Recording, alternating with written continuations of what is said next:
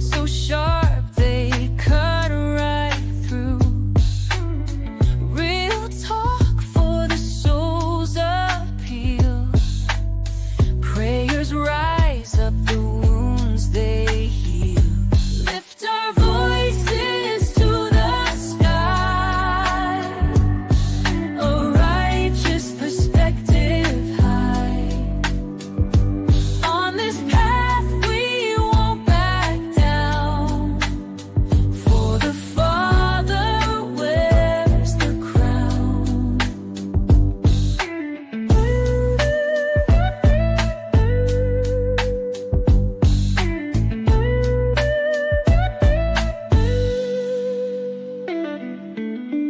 Each step brings another fight. Breaking chains, we're seeking light. Voice of power won't be tamed. With His love, we're never ashamed. Lift our voices to the sky. A righteous perspective high. On this path we won't back down. For the Father wears the crown. From the ashes we shall rise. Hope is found deep in our eyes. Every word a battle cry. With the Father none deny.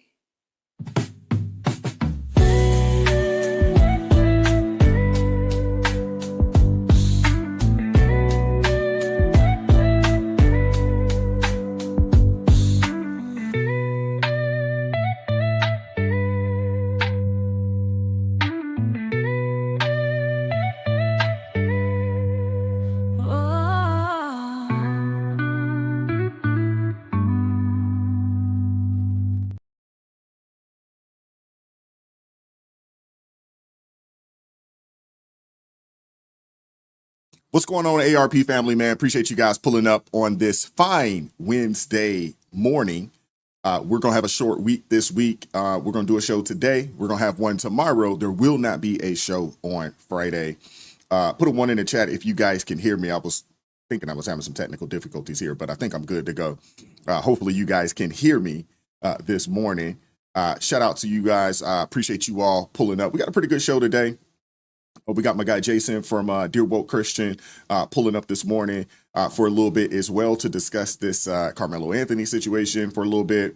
I believe I reached out to Crystal as well. We'll see if we can get Crystal on this morning as well. I'd definitely love to hear her take on this situation. But before we get things started there, obviously, y'all know what time it is, man. Let's show some love to my folks in the chat. Good morning to you guys, man. It is Wednesday. Happy hump day. Like I said, we're going to have a short week. There will not be a ARP in the morning on Friday. Friday is wifey's birthday, and we're doing something nice for her. For those of you guys that don't know, my entire family's birthday is this week. It's crazy. And this is something I've been dealing with for a very, very long time. My entire family's birthday are almost back to back to back. They're all in the same week. My oldest son's birthday was Sunday, the 22nd. My youngest son's birthday, believe it or not, is today. Happy birthday to you, Tyree. Appreciate you being an outstanding, upstanding young man. And I'm wishing and looking forward to great things for you. So y'all make sure y'all show my youngest son some love in the chat. Today's his birthday. He turns 19 today. So shout out to him, man. That's my guy. And then wifey's birthday is on Friday. Go figure, right? So yeah, Sunday, Wednesday, Friday. Yeah, and that's been my life for a very long time at this point, right? So this is normally my brokest time of the year because I'm spending money on everybody, and it's all right around the same time frame. And no one wants to do anything together. You try to like, hey, it's everybody's birthday the same week. Let's just go out to dinner and do something for. No, can't do that. Can't do that. Got to do something separate for everybody. I mean, Yeah, yeah. Now I understand my wife. I mean, she is number 7 of 8, and she didn't have a whole lot to herself growing up. So when it's her day, she wants it to be her day. So I can understand that. Shout out to James Alexander. Appreciate you pulling up this morning. What's up, Lori Oddison? Appreciate you pulling up this morning. She says, happy hump day. Please don't forget to show some love and hit that like button on the way in. Shout out to you, Lori. Appreciate you. What's up, Hunter? How you doing this morning, brother? He has a Bible verse for us. He says, therefore I tell you, do not worry about your life, what you will eat or drink, or about your body, what you will wear. Okay, what you will wear. Is not life more than food and body more than clothes? Matthew chapter 6, verse 25. Thank you very much. Thank you. Thank you very much, Hunter. Appreciate that scripture to get things kicked off this morning. Shout out to you, brother. Thank you very much. Shout out to Barry Hamill. Appreciate you pulling up this morning. What's up, Renee Suzanne? Shout out to all the Blues. I believe I've seen everybody in there this morning. Shout out to Renee Suzanne and B and Zephyr K9. Shout out to you guys. The Limericks, shout out to you. Appreciate you pulling up this morning. What's up, Nelly? How you doing this morning, sister? And shout out to Marla 5656.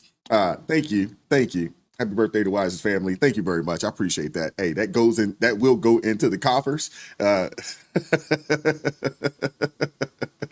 Thank you very much. Hey, Michelle, how you doing this morning? What's up, MC?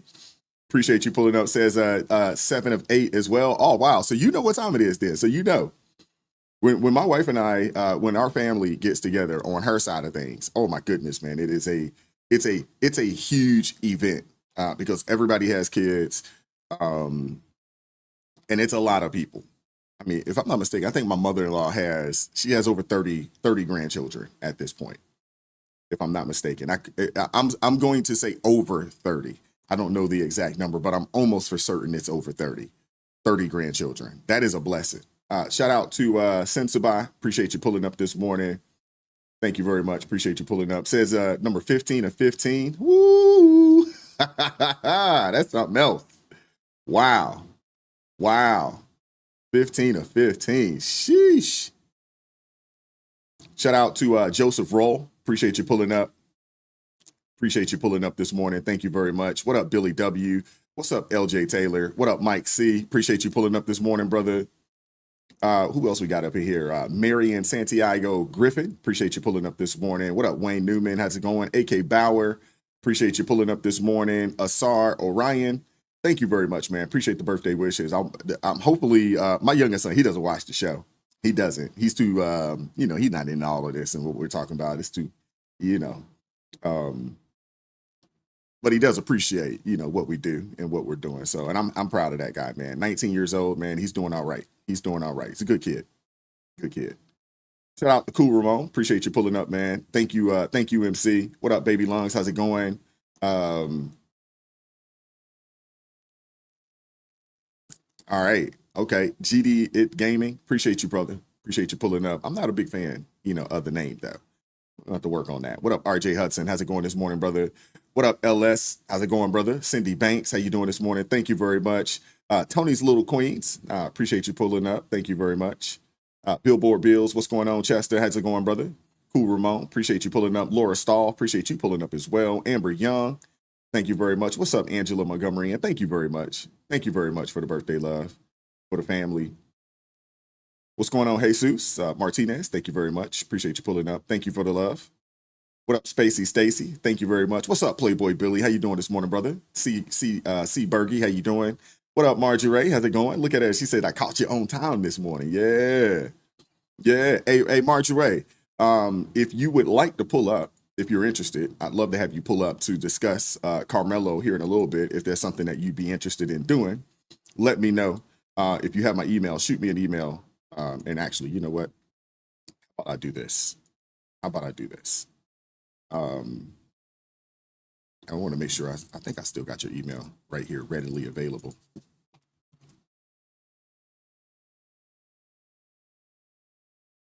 I think that's it. Yeah. Give me a second. I'm going to send this over to you. If you want to pull up, you can. Feel free to do so. You are invited to do so. I'd love to hear your take on this situation here. Really? What the heck is going on? Give me a second, guys.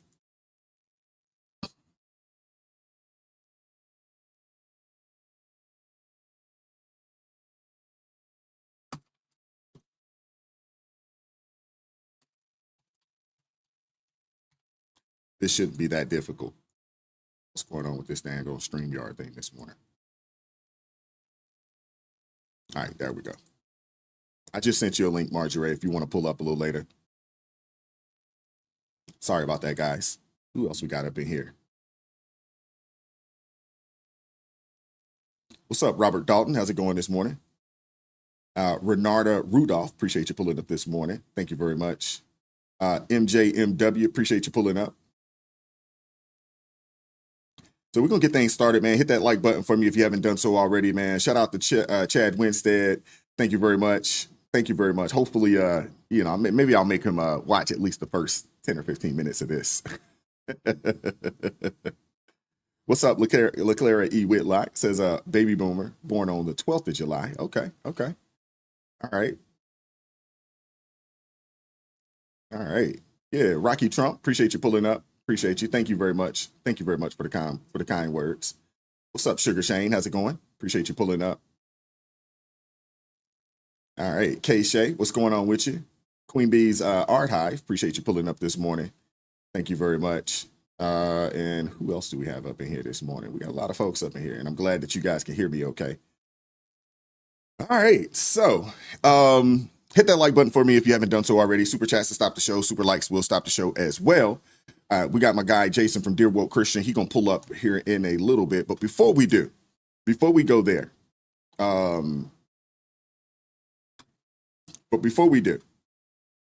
I want to talk about what we discussed yesterday, and we're gonna get things going. Hit that like button for me if you haven't done so already, and then we'll keep going from there. All right. It is election day. I'm on my way to vote. I don't know that I have ever been more excited to vote for anyone than I am to vote for Zohran Mamdani. I've got my button. I've got my Don't Rank Cuomo t-shirt that I have them hidden because I'm going to a polling site. Zohran 1, Brad 2, Adrian 3, Stringer 4, Michael Blake 5. And whatever you do, don't rank Cuomo. Say hi to my camera! Hello! Hi! How are you? Nice to meet you. Nice to meet you. What's your name? Utom. Utom? Yeah. Nice to meet you guys. Nice to meet you. Showtime in the building. AOC's in the building. Rocket through the center. Yo, somebody rock. Rocket through the Assalamu alaikum wa rahmatullahi wa barakatuh. My name is Zohran Kwame Mamdani. It's great to be here with the brothers and the sisters of this masjid. And I'm the first Muslim elected official to ever run for mayor in the history of our city. Takbir. And then before I begin, I want to ask everyone here a question, which is if you can raise your hand if you were born outside of this country. Many. Most. बात ये नहीं है कि मैं क्या बनूंगा, बात ये है कि मैं क्या करूंगा हमारे कम्युनिटीज के लिए और हर एक न्यूयॉर्कर के लिए। मैं हमारे शहर को अफोर्डेबल बनाऊंगा। न्यूयॉर्कर्स मुश्किल से अफोर्ड कर रहे हैं रोटी, कपड़ा और मकान। मैं ये सब बदलने के लिए लड़ रहा हूँ। Rent free buses, universal child care और सस्ती ग्रोसरीज के जरिए। पर आपको एक सवाल पूछना चाहता हूँ, तुमने कभी किसी को वोट किया?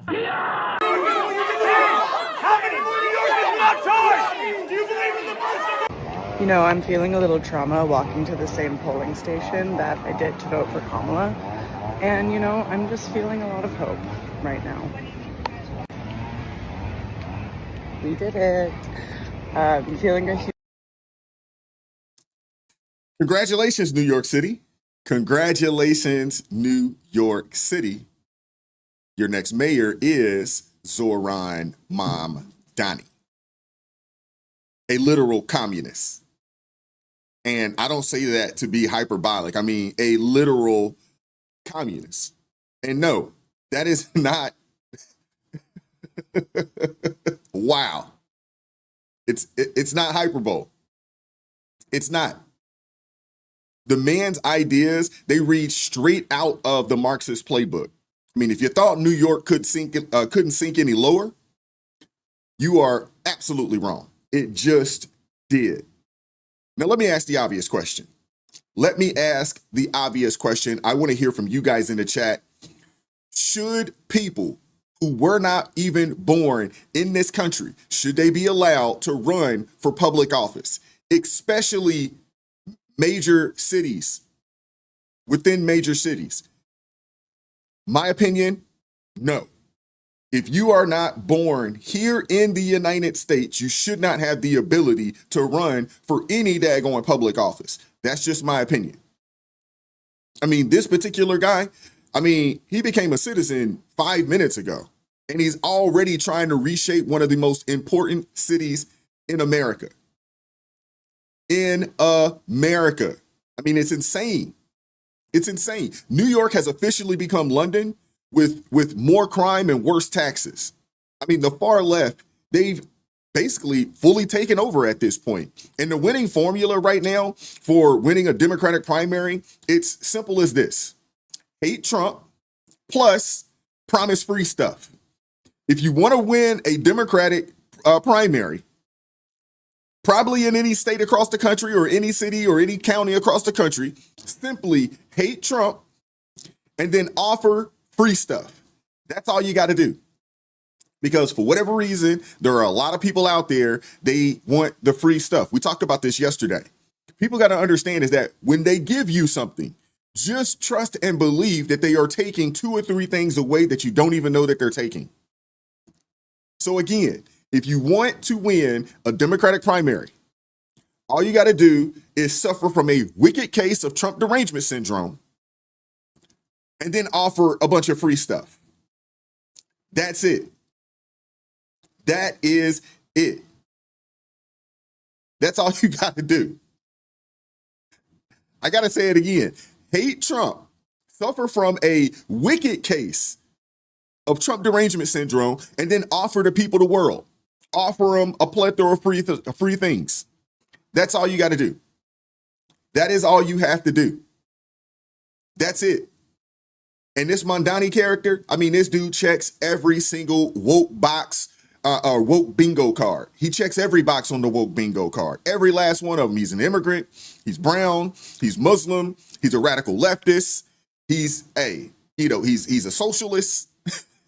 We're talking identity politics on steroids right here, man. Identity politics on steroids. And let's talk about what just happened. He didn't just beat Cuomo. Now, again, Cuomo, he wasn't a good candidate, right? He wasn't. For whatever reason, the establishment leaders of the Democrat Party decided that this dude is the guy. This is the guy that we're going to push. It wasn't a good decision.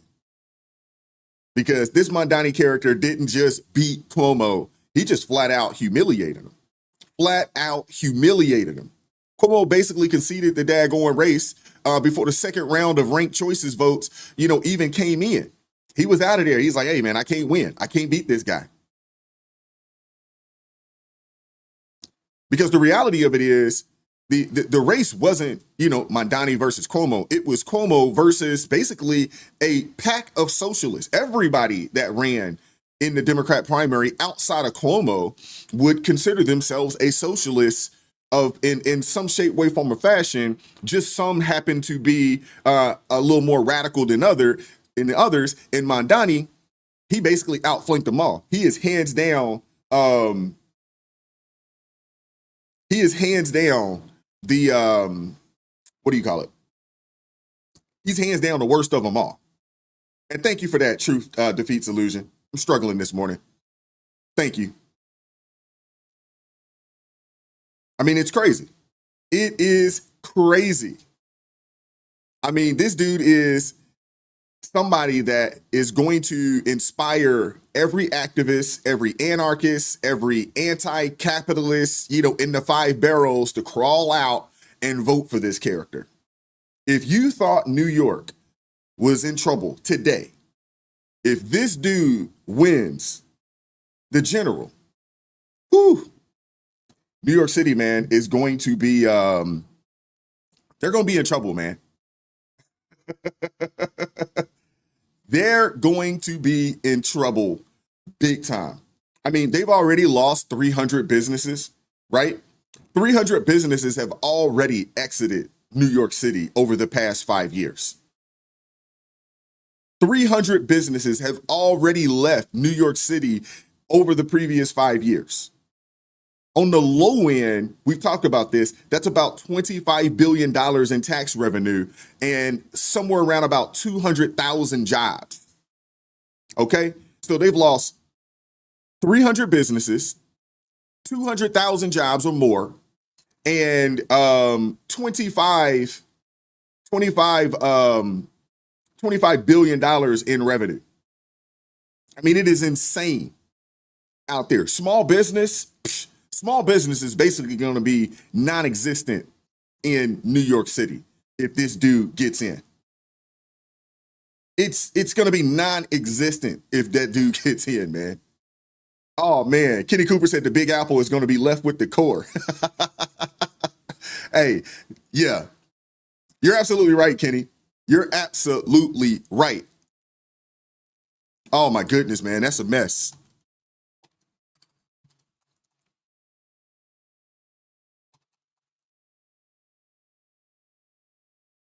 Give me a second here. I want to look up something.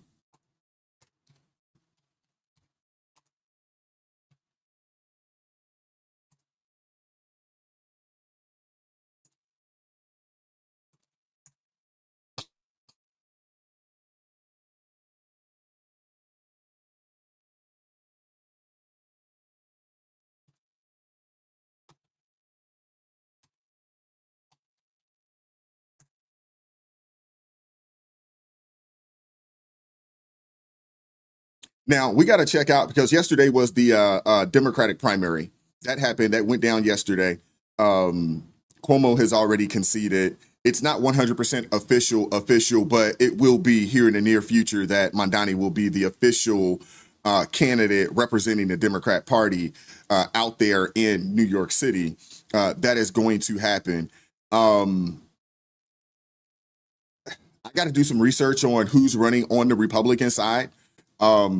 Michael Bloomberg, he served 3 terms as the Republican mayor out there in New York City from 2002 to 2009. That was the last time they had a Republican mayor up there in New York City. So it's not, it wasn't in the far or far distant past that they've actually had one. Excuse me, that they hadn't had one. But I need to do some additional research to kind of get an idea of who's running right now. Let me see if I can look it up real fast.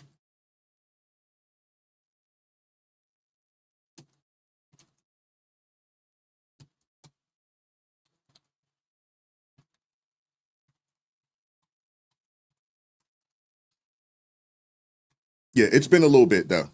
It's been a little bit, but at least it's in the 2000s, right? At least it's been in the 2000s since the last time the GOP had anybody, down there. Ed Marr says Jewish groups advising Jews to leave New York City. That doesn't surprise me at all that is the case. It doesn't surprise me at all that is the case. Right now, Curtis Silva is the sole official Republican candidate running in New York. So there's only one person on the Republican side of things running for mayor in New York City. So there won't be a Republican primary. So there will not be that. It will basically be him. So right now, if things stay the way they are, it will be Curtis Silva, and I could be pronouncing that wrong. Maybe it's Silva. The W could be a V in some countries out there. And then you have the current mayor, who is now running as an independent, and then you have this Mamdani character running. So it's interesting, man. It's going to be interesting, but it's just crazy that the Democrats up in New York decided to vote for Mamdani. It's just wild. But you do have a lot of people looking for free stuff. Okay, so it is still why. Got you. But it's not going to surprise me because if you guys recall, I believe it was David Hogg. He was talking about primarying all of the old guard,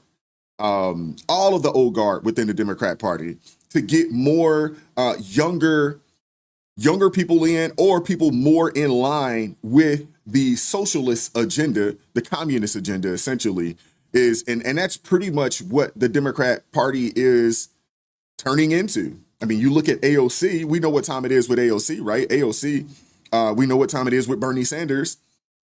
And it seems like the party is going in the direction of that particular wing. So, yeah, it's wild, man. It's wild. So this situation right here, like I said, man, it's inspired every activist, anarchist, anti-capitalist, in the 5 boroughs to crawl out and vote for this guy. In ranked choice voting, Cuomo, he wasn't even their second or third pick. He wasn't the second or third pick. Now, again, I'm not here to defend Cuomo. I'm not. He wasn't a good governor. He's got his own issues. Obviously, he's got a lot of issues, got a lot of baggage. So I'm not here to defend the guy at all.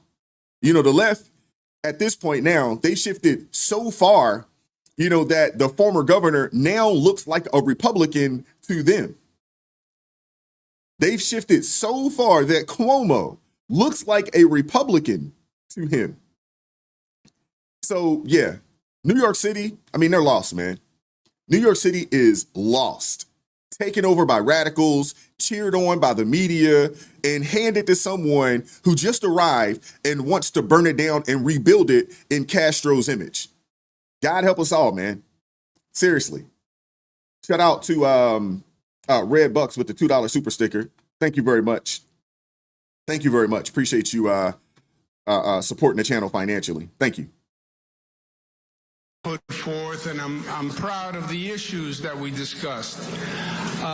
But tonight was not our night. Tonight was Assemblyman Mondani's night, and he put together a great campaign, and he touched young people and inspired them and moved them and got them to come out and vote.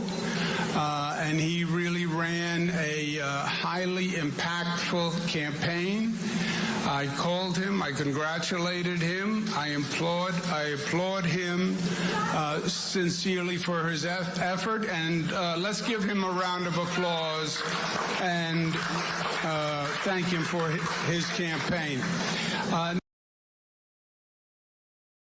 Yeah, so like I said, it's going to be between current mayor Eric Adams, who's running as an independent, Zoran Mondani, who has basically just taken over the Democrat Party up there in New York City. And then you have Curtis Silva, who is running as a Republican, basically unopposed. So there will be no Republican primary. We're going to see how that plays out, man. We're going to see how that plays out. Wow. That's going to be something else. Now, the thing is that Curtis Silva actually may have a chance to win if there is a split down the middle when it comes to the incumbent or current mayor, Mayor Adams, and Mondani. If the vote kind of splits between those two, Curtis Silva actually has a chance to win because he doesn't need 50% of the vote. He just probably needs, maybe 36, 37% of the vote if Mondani and Adams can split some of their vote. It's going to be interesting. That election is going to be interesting. But Cuomo basically conceding because he knows that it is highly unlikely. It's highly unlikely that he's going to win when it's all said and done. He knows it. So he's just getting out of there early. You know what I'm saying? He's just getting out early. Simple as that. That's all that is. He's getting out of there as quickly as he can at this point to quote unquote save face. That's all that is. He's getting out of there to save face. Because he basically got embarrassed. He got embarrassed. and the establishment got embarrassed. Because when it's all said and done, Zoran Mondani, unfortunately, he is going to be the guy.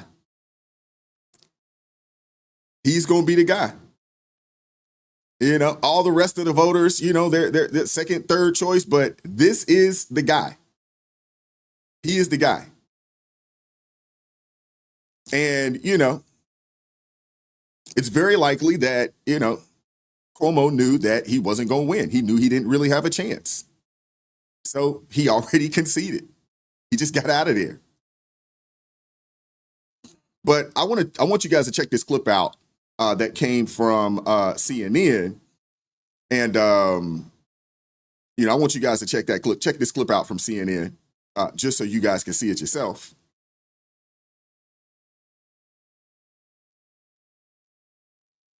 Give me a second. Let me pull it up.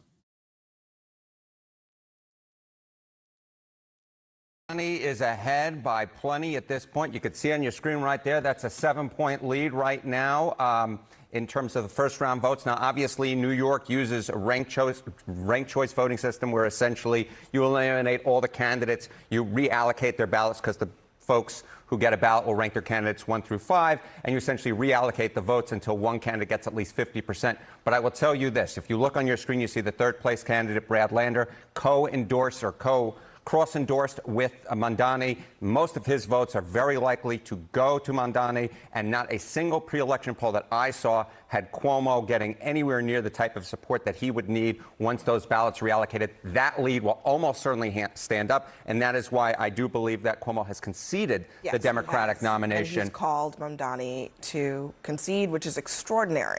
Let me tell you this. I study New York City politics in my entire life. The only New York City primary that I think is tantamount to this in terms of the earthquake is 1989 when David Dinkins came in and defeated Ed Koch, who is running for a 4th term for mayor. That is the type of earthquake that we're seeing here, and he's done it. He came into this race down, 30, 40 points to Andrew Cuomo, the former governor, who everyone thought was a huge favorite. Apparently not. He did it by activating younger voters, by activating very liberal voters, by cutting into Andrew Cuomo's base with black voters. The bottom line is this.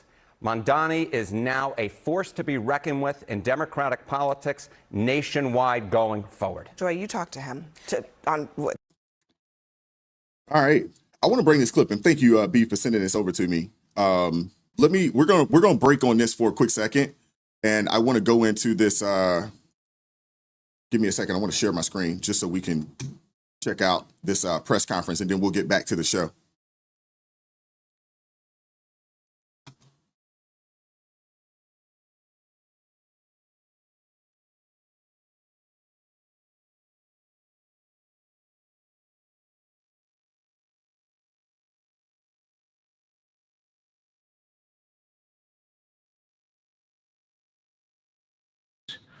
In a very historic milestone this week, the NATO allies committed to dramatically increase their defense spending to that 5% of GDP, something that no one really thought possible. And they said, "You did it, sir, you did it." Well, I don't know if I did it, but I think I did. This will be known as the Hague Defense Commitment, which is pretty good, pretty appropriate. When the allies reach this number, it will add more than $1 trillion a year.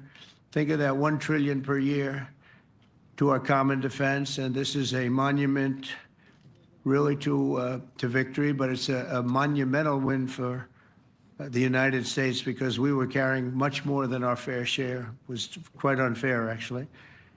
But this is a big win for Europe and for actually Western civilization. For years, past administrations failed to get most allies to contribute even the 2%. I remember when I came here, we had 4 countries that were up to 2%. And I remember Poland was there. A couple of them were there. But most of them were. We had 28 at the time. As you know, it's increased a little bit. And they've agreed now to more than double their budgets in all cases. And Europe stepping up to take more responsibility for its security will help prevent future disasters like the horrible situation with Russia and Ukraine, and hopefully we're going to get that solved. Last week, they lost 7,000 soldiers, mostly soldiers, but they're also getting hit in Kiev. They're getting hit in some of the towns also. And that means life. Life is disappearing also in the cities and towns. Should have never happened, would have never happened if I was president. I said it 1,000 times, and it never did happen. It's never even thought about. But it's vital that this additional money be spent on very serious military hardware, not bureaucracy, and hopefully that hardware is going to be made in America because we have the best hardware in the world. You saw that where 14 missiles were shot at us the other day. And they were very nice. They gave us warning. They said, we're going to shoot them. Is 1 o'clock okay? They said, it's fine. And everybody was emptied off the base, so they couldn't get hurt except for the gunners. They call them the gunners. And out of 14 high-end missiles that were shot at the base in Qatar, all 14, as you know, were shot down by our equipment. Amazing stuff. Amazing that they can do. It's like shooting a bullet with a bullet. It's the same thing if you think about it. 14 out of 14, and they weren't even that surprised. I said, do you do that well often? They say, we pretty much do, sir.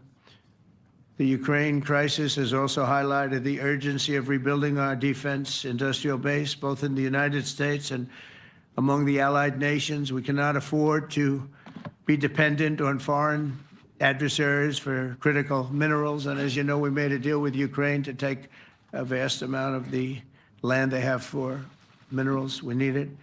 And once again, I want to thank all of the people in the Netherlands, incredible people. It's a great place. And all of the NATO allies for the tremendous summit that we just had. A letter just came in, and a statement came in from the Atomic Energy Commission of Israel. And I just wondered, this is an official letter, and they're very serious people, as you know. The devastating U.S. strike on Fordo destroyed the site's critical infrastructure and rendered the enrichment facility totally inoperable. It was devastated. We assess that the American strikes on Iran's nuclear facilities has set back Iran's ability to develop nuclear weapons for many years to come. This achievement can continue indefinitely if Iran does not get access to nuclear material, which it won't. It's so sad that that whole thing had to go. But I just want to thank our pilots. You know, they were maligned and treated very bad, demeaned by fake news CNN, which is back there, believe it or not, wasting time, nobody's watching them. So they're just wasting a lot of time, wasting my time. And the New York Times, they put out a story that, well, maybe they were hit, but it wasn't bad. Well, it was so bad that they ended the war. It ended the war. Somebody said in a certain way, you know, that it was so devastating, actually. If you look at Hiroshima, if you look at Nagasaki, you know, that ended a war too. This ended a war in a different way, but it was so devastating. Also, they have, out of Dubai, just came that Iran's foreign ministry spokesman, this is Iran's foreign ministry, says its nuclear installations were very badly damaged by the American strike. So what bothered me about these reports were fake reports put out by the New York Times, failing, I call it the failing New York Times because it's doing terribly. Without me, it would be doing no business at all. But, and by fake news, CNN and MSDNC, all of these terrible people, you know, they have no credibility. You know, when I started, they were at 94% credibility, the media. Now it's at 16%. And I'm very proud of it because I've exposed it for what it is. But when I saw them starting to question the caliber of the attack, was it bad? Well, it was really bad. It was devastating. They were obliterated. In fact, you can't get into the tunnels. They just put that over. That just came out. They can't, there's nothing, there's no way you can even get down. The whole thing is collapsed in a disaster. And I think all of the nuclear stuff is down there because it's very hard to remove. And we did it very quickly. When they heard we were coming, it was, you know, you can't move it. Very hard, very dangerous, actually, to move to. And they also knew we were coming, so I don't think too many people want to be down there knowing we're coming. with the bunker busters, as we call them. We're the only ones that have them. We have the best equipment, best nuclear equipment, and we have the best equipment in the world. And by the way, we can't forget our submarine, which was out there, submarines actually, but submarine was out there. We shot 30 rockets into an area, every single one of them. I think it was almost 400 miles away, I think, Pete, right? 400 and long. It was in the ocean, long ways away. And we shot a total of 30. Every single one of them hit within 9 inches from where it was supposed to be. It took out a lot because we didn't do just Fordo. We did 2 others in addition, which hadn't been completely destroyed. So we hit them with a submarine from hundreds of miles away. Amazing, just amazing equipment. Greatest submarines in the world. Nobody's even close. They're 20 years behind us when it comes to submarine technology. So that's one, and the other was from the Atomic Energy Commission, and they have about 3 or 4 of them now coming in from atomic energy commissions from various places. But the one that we have that just came out, we released it a little while ago, was from the Israeli Atomic Energy Commission, but numerous of them are getting to see the site, and the site has been demolished. And again, we had these brave patriots, these incredible flyers, these people that can fly a plane better than anybody can fly a plane, going into very hostile territory, flying into the territory that has got more missiles and things pointed at it, but it was very stealth. They didn't get to see it. It was dark. That's the amazing thing about the shots. They hit the shots perfectly, and yet it was dead dark. There was no moon. There was no light. It was virtually moonless. It was very dark, and the shots were hit perfectly. But when they get demeaned, and they were very upset about it because they knew how strong it would be. Back in Missouri, the pilots flew about 36 hours, 2 ways, far distance, and in those incredible B-2s. And we then had the F-22s, and we had the F-35s, and we had other planes, and we had, I think, a total of 52 tankers. That means the big tankers, because the refueling was a lot for all of the different planes that we sent. Incredible operation, and I have to say, General Raisin Cain was incredible. That's why he beat ISIS, and we beat ISIS in a matter of weeks. I was told it would take 4 to 5 years. We did it in a few weeks, and he was great. That's why he's the head of the Joint Chiefs of Staff right now, because I had a very good experience with him. He knocked out ISIS in a period of literally a few weeks. Amazing. And it was supposed to take a few years, 5 years to be exact. So we had a great victory there, and we then came here, and I think we had a great victory here. But this is an ongoing project. This is the safety of Europe, the safety of the world. And they've raised it from 2% to 5%, something which nobody, and you're talking about over $1 trillion a year. So we're talking about a lot of money coming in from countries that we're not paying nearly enough to be effective. So I have, as you know, Marco Rubio with me, and Pete Hegseth, Secretary of State and Secretary of War. Should we say Secretary? You know, it used to be called Secretary of War. Maybe for a couple of weeks we'll call it that, because we feel like warriors. It used to be called Secretary of War. In fact, if you look at the old building next to the White House, you can see where it used to be Secretary of War. Then we became politically correct, and they called it Secretary of Defense. I don't know, maybe we'll have to start thinking about changing it, but we feel that way. Do we have any questions, please? Wow.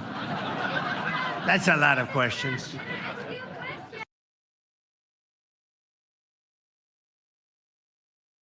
Sorry about that, guys. We're not going to stay for the questions. It was just break-in, so I wanted to make sure I got that in there.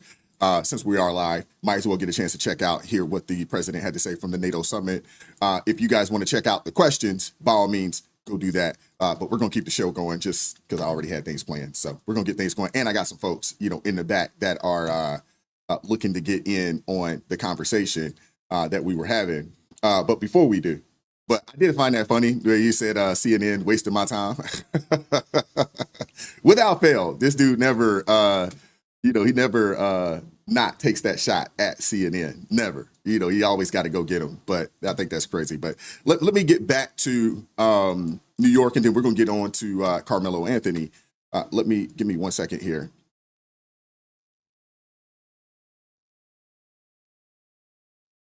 All right, here we go. All right.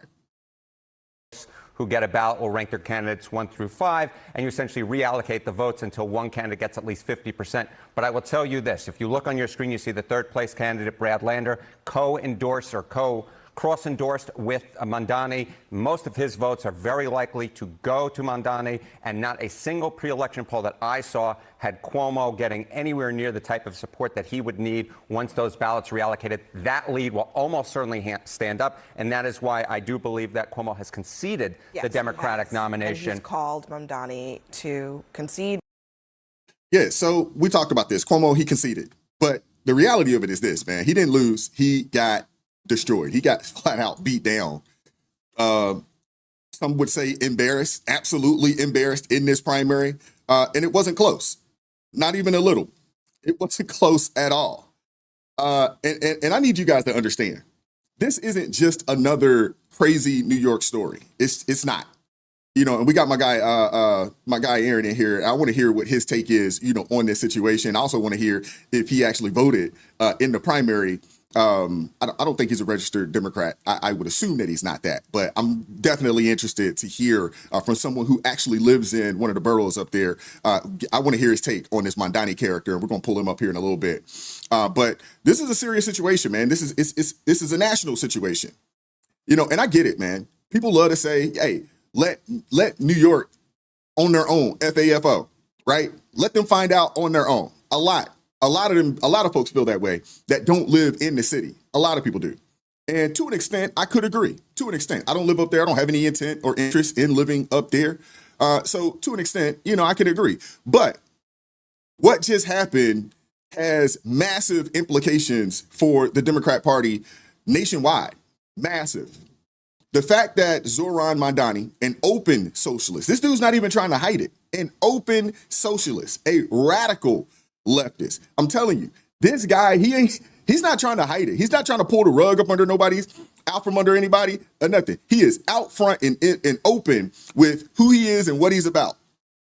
And the fact that, you know, this person, a socialist, a radical leftist, won this primary, it tells you everything that you need to know.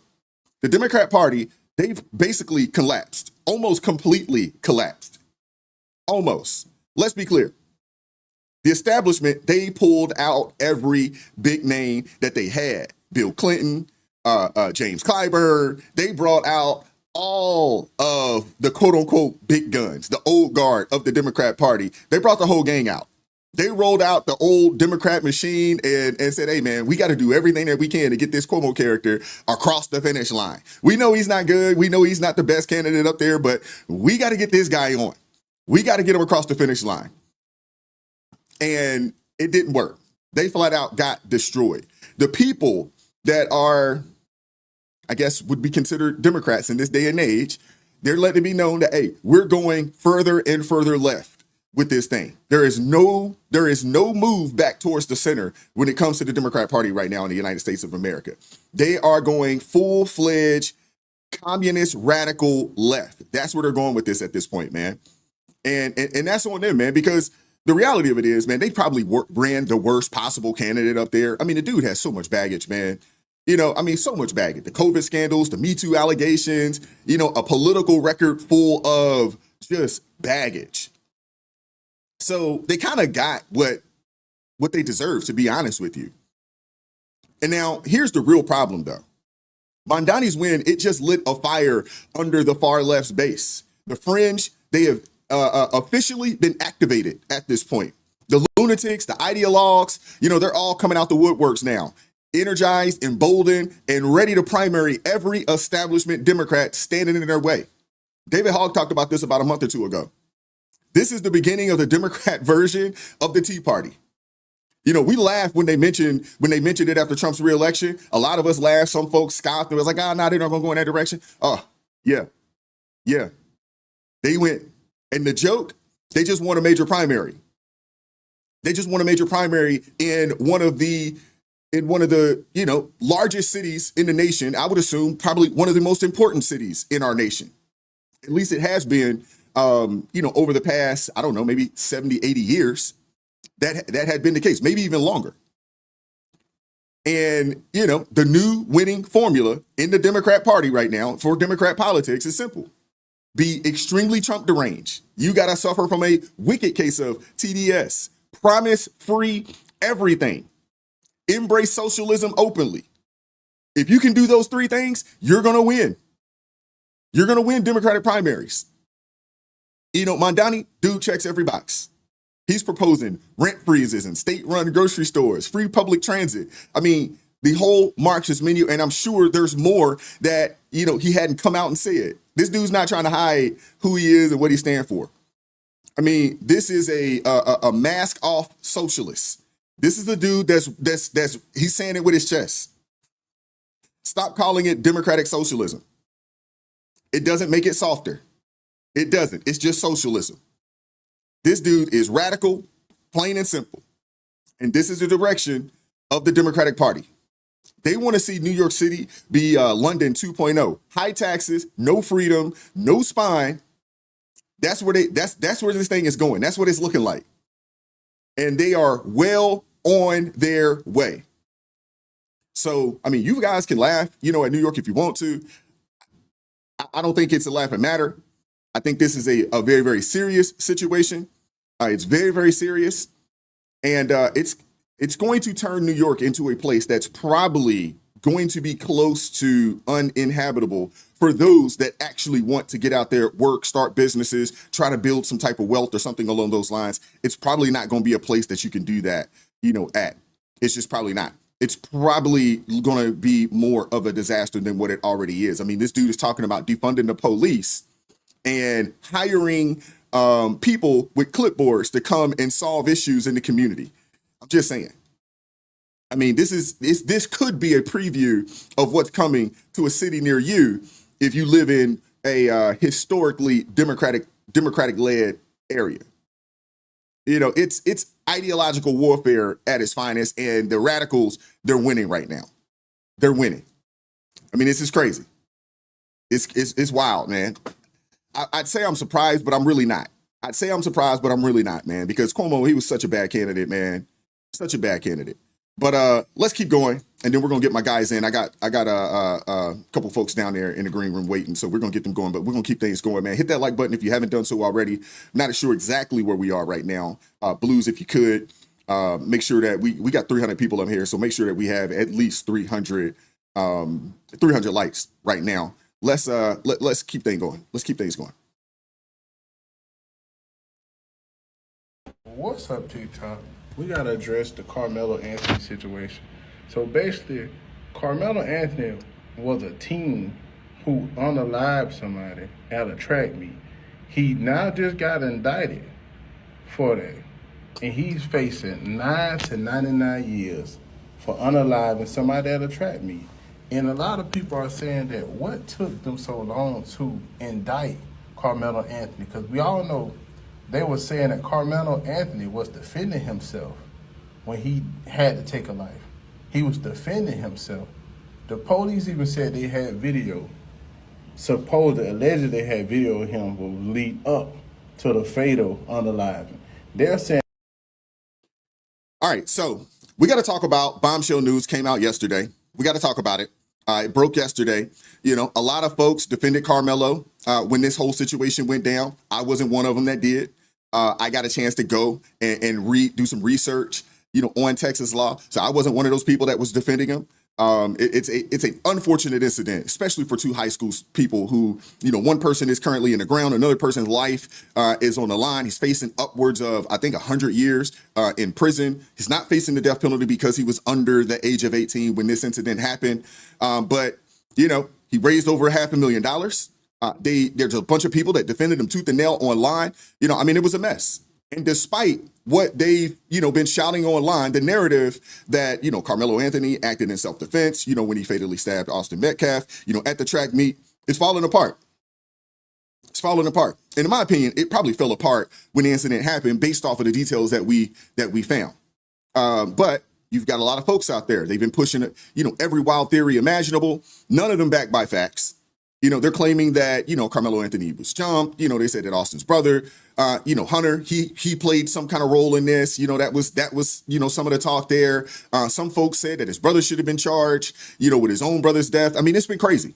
It's been crazy. Some of the things that have come out, and unfortunately, that's how desperate some people and how off the rails some people that defended Carmelo, that's pretty much how desperate they've become. And here's the thing. None of it adds up, though. And the facts, they are coming out and they're painting a very different picture. They're painting a very different picture. But I want you guys to see this. I believe this is the DA that is, I guess, in charge of prosecuting the case. Let's hear from him and then we'll keep going. Good afternoon. Earlier this spring, our community was shaken by what happened at a school track meet in Frisco. The violent loss of 17-year-old Austin Metcalf. For weeks now, my team has been presenting evidence to the grand jury, and today I summarized that evidence, and I asked the grand jury to return a first-degree murder indictment against Carmelo Anthony, which they did. With this indictment, the case now moves formally into the court system. From this point forward, we'll continue doing our job both fully and fairly to pursue justice under the law. As for the scheduling of the trial, that will be up to the court. But when the time comes, we will be ready. Now, we know that this case has struck a deep nerve here in Collin County and beyond. And that's understandable. When something like this happens at a school event, it shakes people to the core. But let's remember that the justice system works best when it moves with steadiness and principle. That's what we're committed to, and that's what this case deserves. We're also mindful of Austin's family and everyone who loved him. Please keep them in your thoughts, and if you're willing, your prayers as well. Finally, let's remember that a defendant is presumed innocent unless and until proven guilty in a court of law. All right, so I said it from day one. When this incident first happened, I said it from day one. Carmelo, he going to jail. I said that. I didn't know how long. I wasn't for sure of the charge, but just based off of the information that we had, I assumed, that was my assumptions, that this youngin, he going to jail. It was a poor choice, poor decision that he made. And to be honest with you, it wasn't based on emotion. It was just based off of Texas law and what actually qualifies as self-defense in the state of Texas. A lot of us, we're looking at this from our state. Now, here in Maryland, you would go to jail for sure. Heck, here in Maryland, somebody can break into your house and you defend yourself and you probably gonna go to jail, depending on the situation, more times than not. We don't have a self-defense. We don't have a self-defense law in the state of Maryland. So there's some states. I mean, people got to look at this thing from a state to state perspective, and people are looking at it, from their own state, not from the state that this particular incident is. So let's get this straight. You cannot claim self-defense if you're already committing a crime. Hear me now. Bringing a knife to a school-sanctioned event, a track meet, it wasn't at the school, but it was a school-sanctioned event. It's a crime under Texas Penal Code 46.03. It is illegal to possess a deadly weapon on school premises or at a school activity. That alone right there puts Carmelo in violation before anything ever happened.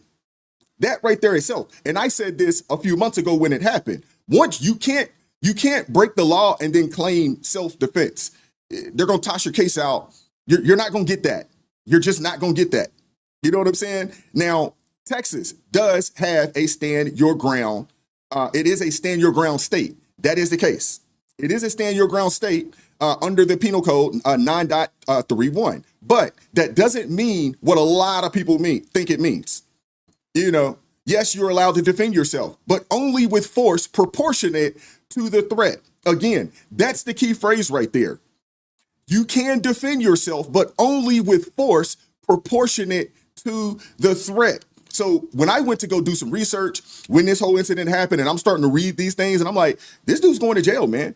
This dude's going to jail. I said it way back when. A fist fight does not justify pulling a knife and stabbing someone to death. It just doesn't.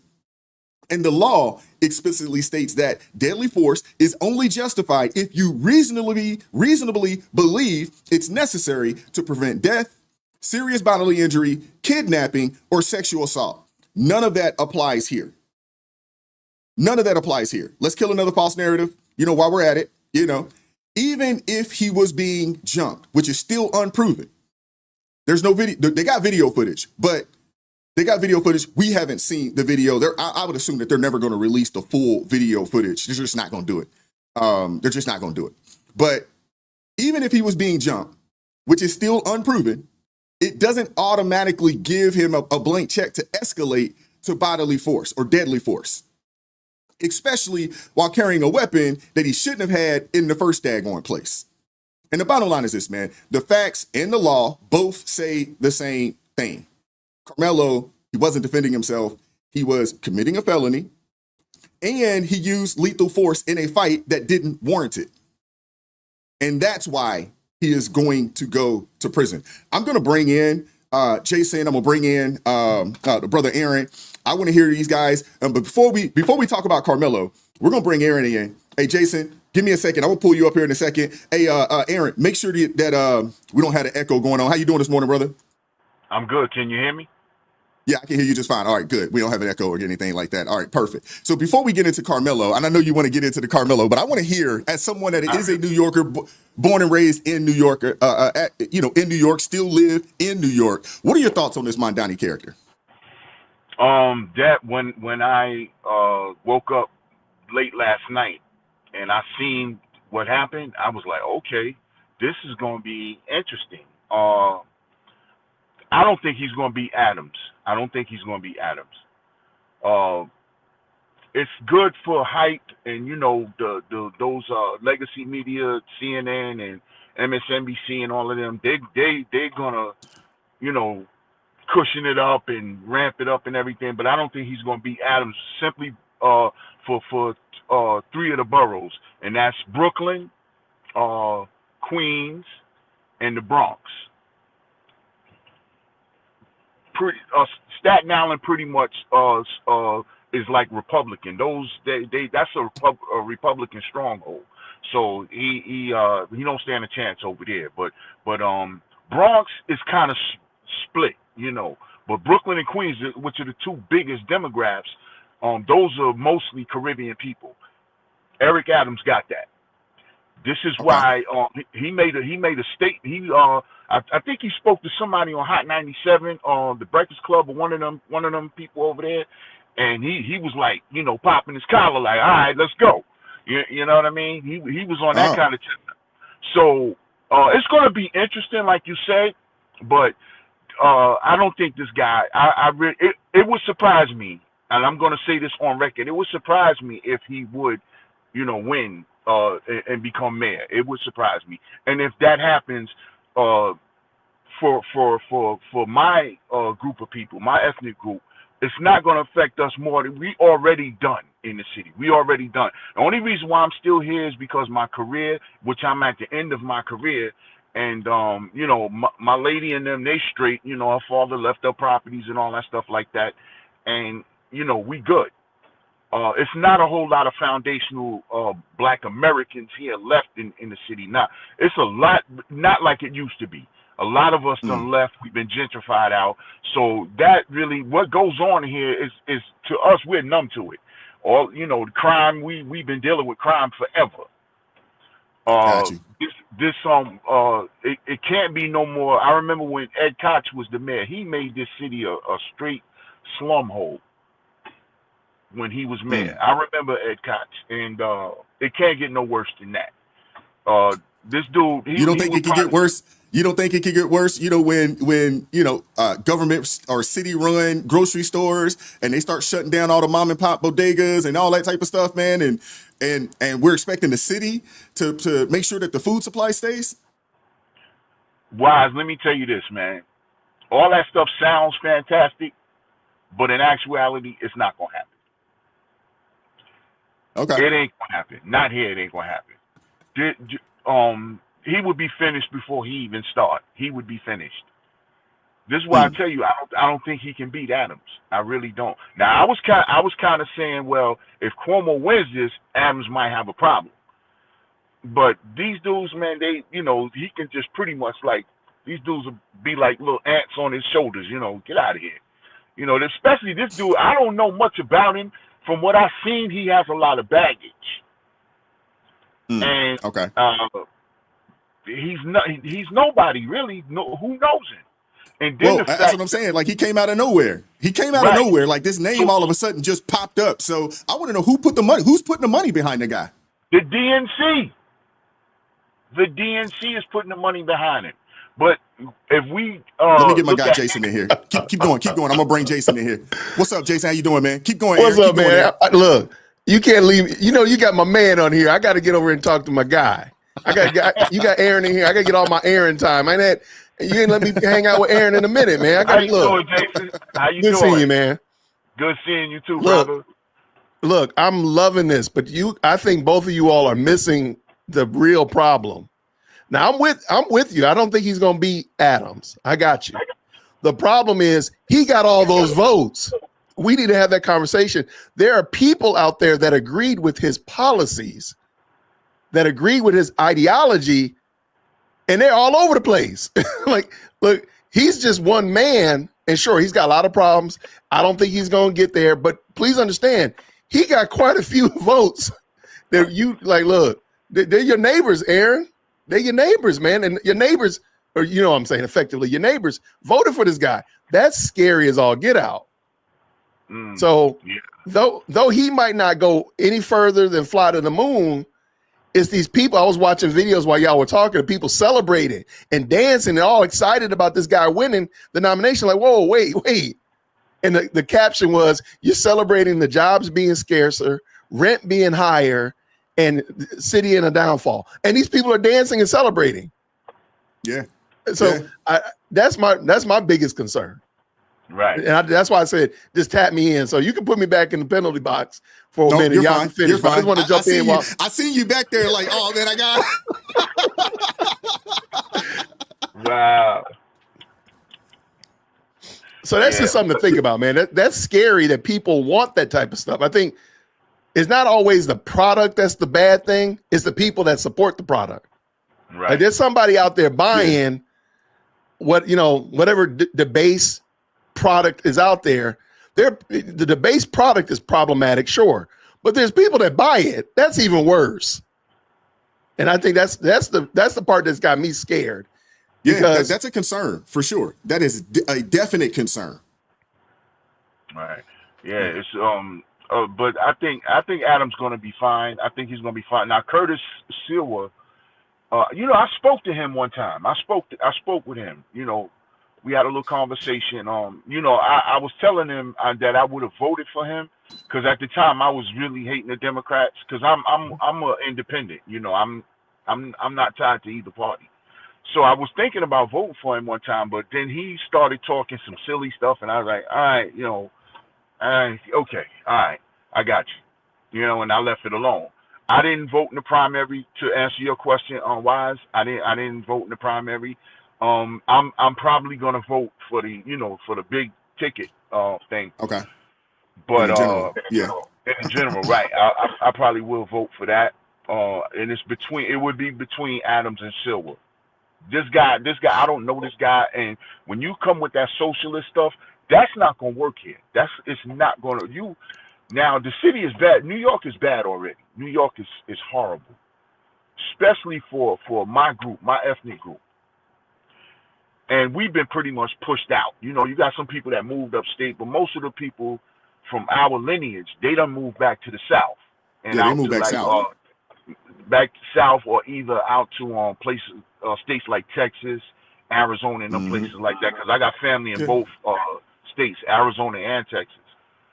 But most of my family is back down in the South. I got some siblings still here in the city, but not like it used to be. This was a stronghold for us at one point in time, but it's not like that now.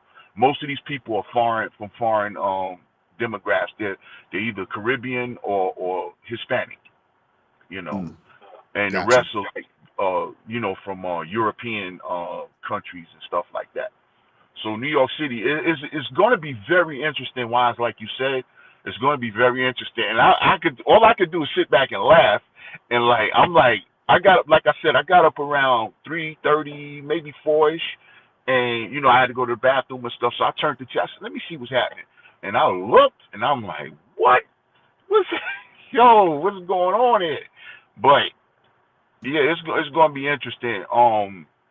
As far as the Austin the Carmelo Anthony Before you go there, let me bring my girl Marjorie in. Hey Marjorie, how you doing this morning, sister? Good, hey fellas. Good to see everybody. Hey. I grew up in New York. Good. I grew up in New York. Good. Yeah. Yeah. So what are your thoughts? What are your thoughts on that situation up there? I don't have no thoughts about the politics out there. When Giuliani was in office, I was a kid, so I didn't really know what was going on. But like he said, we were used to murder and death and violence. You walking over dead bodies in the staircase. It's like whatever. Going to school, la la la. Dead man in the staircase. No biggie. That's not. I grew up in Chinatown. Oh my gosh. Yeah, you was from you was from the Lower East Side then. Mm-hmm. You from that side, Lower East Side, right? Mm-hmm. Yeah. I don't know how it is now, but it was rough back then. Like you said, you just be used to it. It don't be no big deal. Yeah. Well, let me tell you, the violence. See, believe it or not, it's not. Crime is high, but it's not like it was. New York was really dangerous one time. It was really, really dangerous. Yeah. It's not like that now, but it's still high crime here. Yeah. If you can understand what I'm saying, I don't know if I'm saying it right, but you would have to live here. You would have to actually live here to know what I'm talking about. Yeah. You know, I'm in the house before it get dark, so I don't be bothered with none of the night. Smart. You know what I mean? Smart. Yeah, Smart. I'm retired. I'm retired from that. You know. So, but I hear that. Let me bring this clip in. I'm gonna play this clip, and then we'll talk about Carmelo. I got a couple questions to ask you guys, and then I'll let you guys, give whatever thoughts you have on the situation. But let me let this clip play from Brian Maxwell. Shout out to that brother. Carmelo Anthony has been indicted by a Texas grand jury for a first-degree unaliving of Austin Metcalf, and rightfully so. And real quick, before I get into this video, I want to say something. As a Black American, I want to say that by no shape, form, or fashion does the Black community stand behind, justify, or agree with this ignorant, savage attack performed by Carmelo Anthony on Austin Metcalf. And the fact that you got race hustlers out there that tried to take a situation between two boys and make it this big racial thing is BS, because the fact of the matter is this: if you punch somebody in the face and you swell their eye up, the eye will heal, but you can apologize to that person. If you steal from them, you can replace or return those goods. You can apologize to them. But when you take someone's life, that is final, and there is no coming back from that. And the fact that the Democrat Party and Dominique Alexander, who is the representative for Austin Metcalf, have done everything within their power to make this a racial thing. As a matter of fact, the fact that Mr. Metcalf, the father of Austin Metcalf, went to a press conference to pray with the Anthony family and was rudely booted out says all you need to know about Dominique Alexander himself. All right, so let's get off into this, and I'm going to introduce you to Dominique Alexander and show you more about who he is. Let's look at this article real quick right here. So from the Independent, it says Texas teen Carmelo Anthony is charged with first-degree unaliving of high school track meet Austin Metcalf. In a statement, Collin County District Attorney Greg Willis acknowledged that the unaliving had struck a deep nerve in the community and beyond. A Texas teenager has been charged with the unalive over the fatal stabbing of a 17-year-old at high school track meet. Carmelo Anthony, 17, was charged with first-degree unaliving over the situation with Austin Metcalf. Collin County District Attorney Greg Willis announced on Tuesday the horrific incident occurred on April the 2nd of this year during a sporting event at the Memorial High School in Frisco, Texas, about 30 miles north of Dallas. Prior to the altercation, Metcalf had reportedly asked Anthony to leave the event as he did not attend that high school. Metcalf was found suffering from a stab wound when police arrived. He was taken to a local hospital for treatment, but was later pronounced gone. In a statement, Willis acknowledged that the death of Metcalf had struck a deep nerve in the community and beyond. Now, let's get off into this. Now, this individual. All right. Appreciate you, Brian, man. Thank you very much. So I wanted to share that real fast. And Marjorie, we'll start with you. And you can go with this wherever you want to go. And then after that, you guys can kind of piggyback. I'll follow up with a question that I have for you guys. But Marjorie, what are your thoughts on this situation? Go with it wherever you would like to go. I think they're justified in convicting him of murder. I don't have any, I don't protest it. I did at first. I was one of those people that were like, well, maybe it was self-defense, just to give the boy the benefit of the doubt.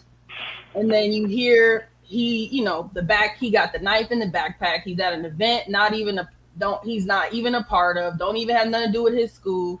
It's automatically proof that it's premeditated. I just want to know what was the plan. What was the plan? Yeah, I'm like, yeah, premeditated. You got a knife in your backpack. You going to this event. He walked up to the booth where the kid was. I want to know what was the conversation beforehand. Who was in his ear? Whoa. What you know what I mean? Like what led up to this? That's what I want to know. I think that's what's being left out. So that's probably what'll come out in the trial. Mm-hmm. Aaron, it sounded like you there was some disagreement there. What are your thoughts? No, what threw me for a loop when she said it was premeditated. I don't think it was premeditated because the kid went in his bag to get the. Some people are saying it's a knife. Some people saying it's a cleat sharpener or whatever the case might be. So that's gonna have to come out in the trial. Was it a weapon or not? Now he used it as a weapon. So I don't see the premeditation in that. Now if they come to find out that it is a weapon, yes, you're going to be in violation because you went on a school sanctioned event with a weapon. All right, that part we know. Now, the reason why people got up in arms with this thing in the beginning because we had just went through the Daniel Penny thing here in New York. They let him go. Now, the other incident in Texas with the other teenager killed the other white kid, and he's off. I mean, he killed the Spanish kid, and the kid is white, and he's off. They acquitted him. Pretty kind of similar circumstances. Now, what you said, Wise, at the very beginning was very important, that you went into the legality of the incident, and you looked at the laws. That's very important. Because a lot of time we get very emotional about things, and we up in arms, and it's a black-white thing, and you understand the sentiment of people. But when you get to the letter of the law, you have to consider that. And from the way it's looking, if you ask me, I think he's going to jail. Do I want him to go to jail? Nah. Because my thing is this: I was always taught this: mind your business. If you felt that he was not where he was supposed to be at, go to the authorities. Who are you to come tell somebody to move? Because you tell me to move, I'm going to tell you, get the F out my face. Bounce. And whatever happened, happened. But we can't act, we know what it is. But my thing is this, man, that's that, we know how white cats act, especially when it's a group of them. Hey, yo, who are you? What are you doing over there? That kind of thing. They got that attitude. Black folks too. Well, black folks for the most part will mind their business. Because that's how I grew up. Mind your business, man. If it ain't got nothing to do with you, mind your business. So if I see somebody and he might not be sanctioned to be here or whatever, I ain't saying nothing to that cat. That ain't my business. That kid, them kids, those two twins were trying to be bullies. I don't care what nobody say. Now, does he deserve to be dead? No. They was trying to be bullies. And we can get into their history and all that, but that's another story. Now, as far as the father going to the press conference and praying with the one, what you coming here praying with us for? You should have been praying with your son. Maybe your son would still be here. I don't need you to come pray with me now. I'm not saying that in a malicious way, but what you coming here to a press conference for, to pray with me or to pray with this family? You should have prayed with your son. Don't. We're gonna call cap when we see it. Now we're gonna call cap when we see it. But Wise, I will agree with you from what I've seen. He's gonna pull some time, but he'll be all right in the penitentiary though. He's gonna be all right. Get in there, Jason. What are your thoughts? I heard some. I seen the face. I didn't hear it, but I could almost hear it through the daggone screen. I could see the disagreement there on your face. Well, no, actually, I agree with Aaron. I wasn't buying the whole. I came to the press conference to pray. I'm sorry. I didn't agree with that. I don't believe that. I got to agree with Aaron. Usually, I try to disagree with Aaron to keep the spicy going, but no, I agree with Aaron 100%. I just don't believe that. Now, that being the case, however, I do think if we remove race from any of these scenarios, the Daniel Penny, whatever, and we just said a 17-year-old teenager stabbed another teenager at a track meet, I think most of us would probably pretty quickly say that this is inappropriate. I think the media and the culture and the society that we're in has jammed in, shoehorned race into the situation to muddle up what we already can see. We can see clearly that this was an inappropriate unaliving of a teenager. That's it. And let us please not allow them to minimize your life down, the life of a teenager. Let's just say like this, the life of two teenagers, down to just skin color and race. Like there's one that's dead. Let that sit for a second. There's one that's going to go to jail, whether it be for 9 years or 99 years. His life is completely ruined because, again, some parents didn't do their jobs. Whether it been a parent teaching you to leave your kid, leave other people alone, go get proper authority, or a parent teaching you to, if you're not recognize and respect other people's private property. We could have a conversation for 2 days about that. But I do think we should stop allowing the narrative to just center around race. Because if you just wrote it down on paper on an index card, this is what happened to the very bare minimum. Most people would throw Carmelo Anthony right in jail without even batting an eye. Now, there's no other way around that. Now, how long? It is what it is. But I think we can all agree to that. I do think that to answer one of the questions, why it took so long, I really think, in my opinion, I think Texas is trying to let this brew as long as they can and sit and get cold. Like that oatmeal that you leave on the table when you go to school in the morning, you come back after school and it's all dried out and nasty looking. I think they just try and let this go so people forget about it. And the fervor around it is gone. We got whatever's going on in Iran. We got whatever's going on with Ukraine. We got all this other shenanigans. Bury that story down, and they can go on and deal with it without all of everybody's eyes on it. Because if they had gone ahead and dropped an indictment 2 weeks after that, bro, everybody's mind, they had nothing else to talk about. That was on 2.5 months ago. We had nothing else to talk about. We didn't have Ukraine. We didn't have whatever Jasmine Crockett talking about. We didn't have all this crazy stuff going on. That's all we had, nothing but time. But now we got all this distraction.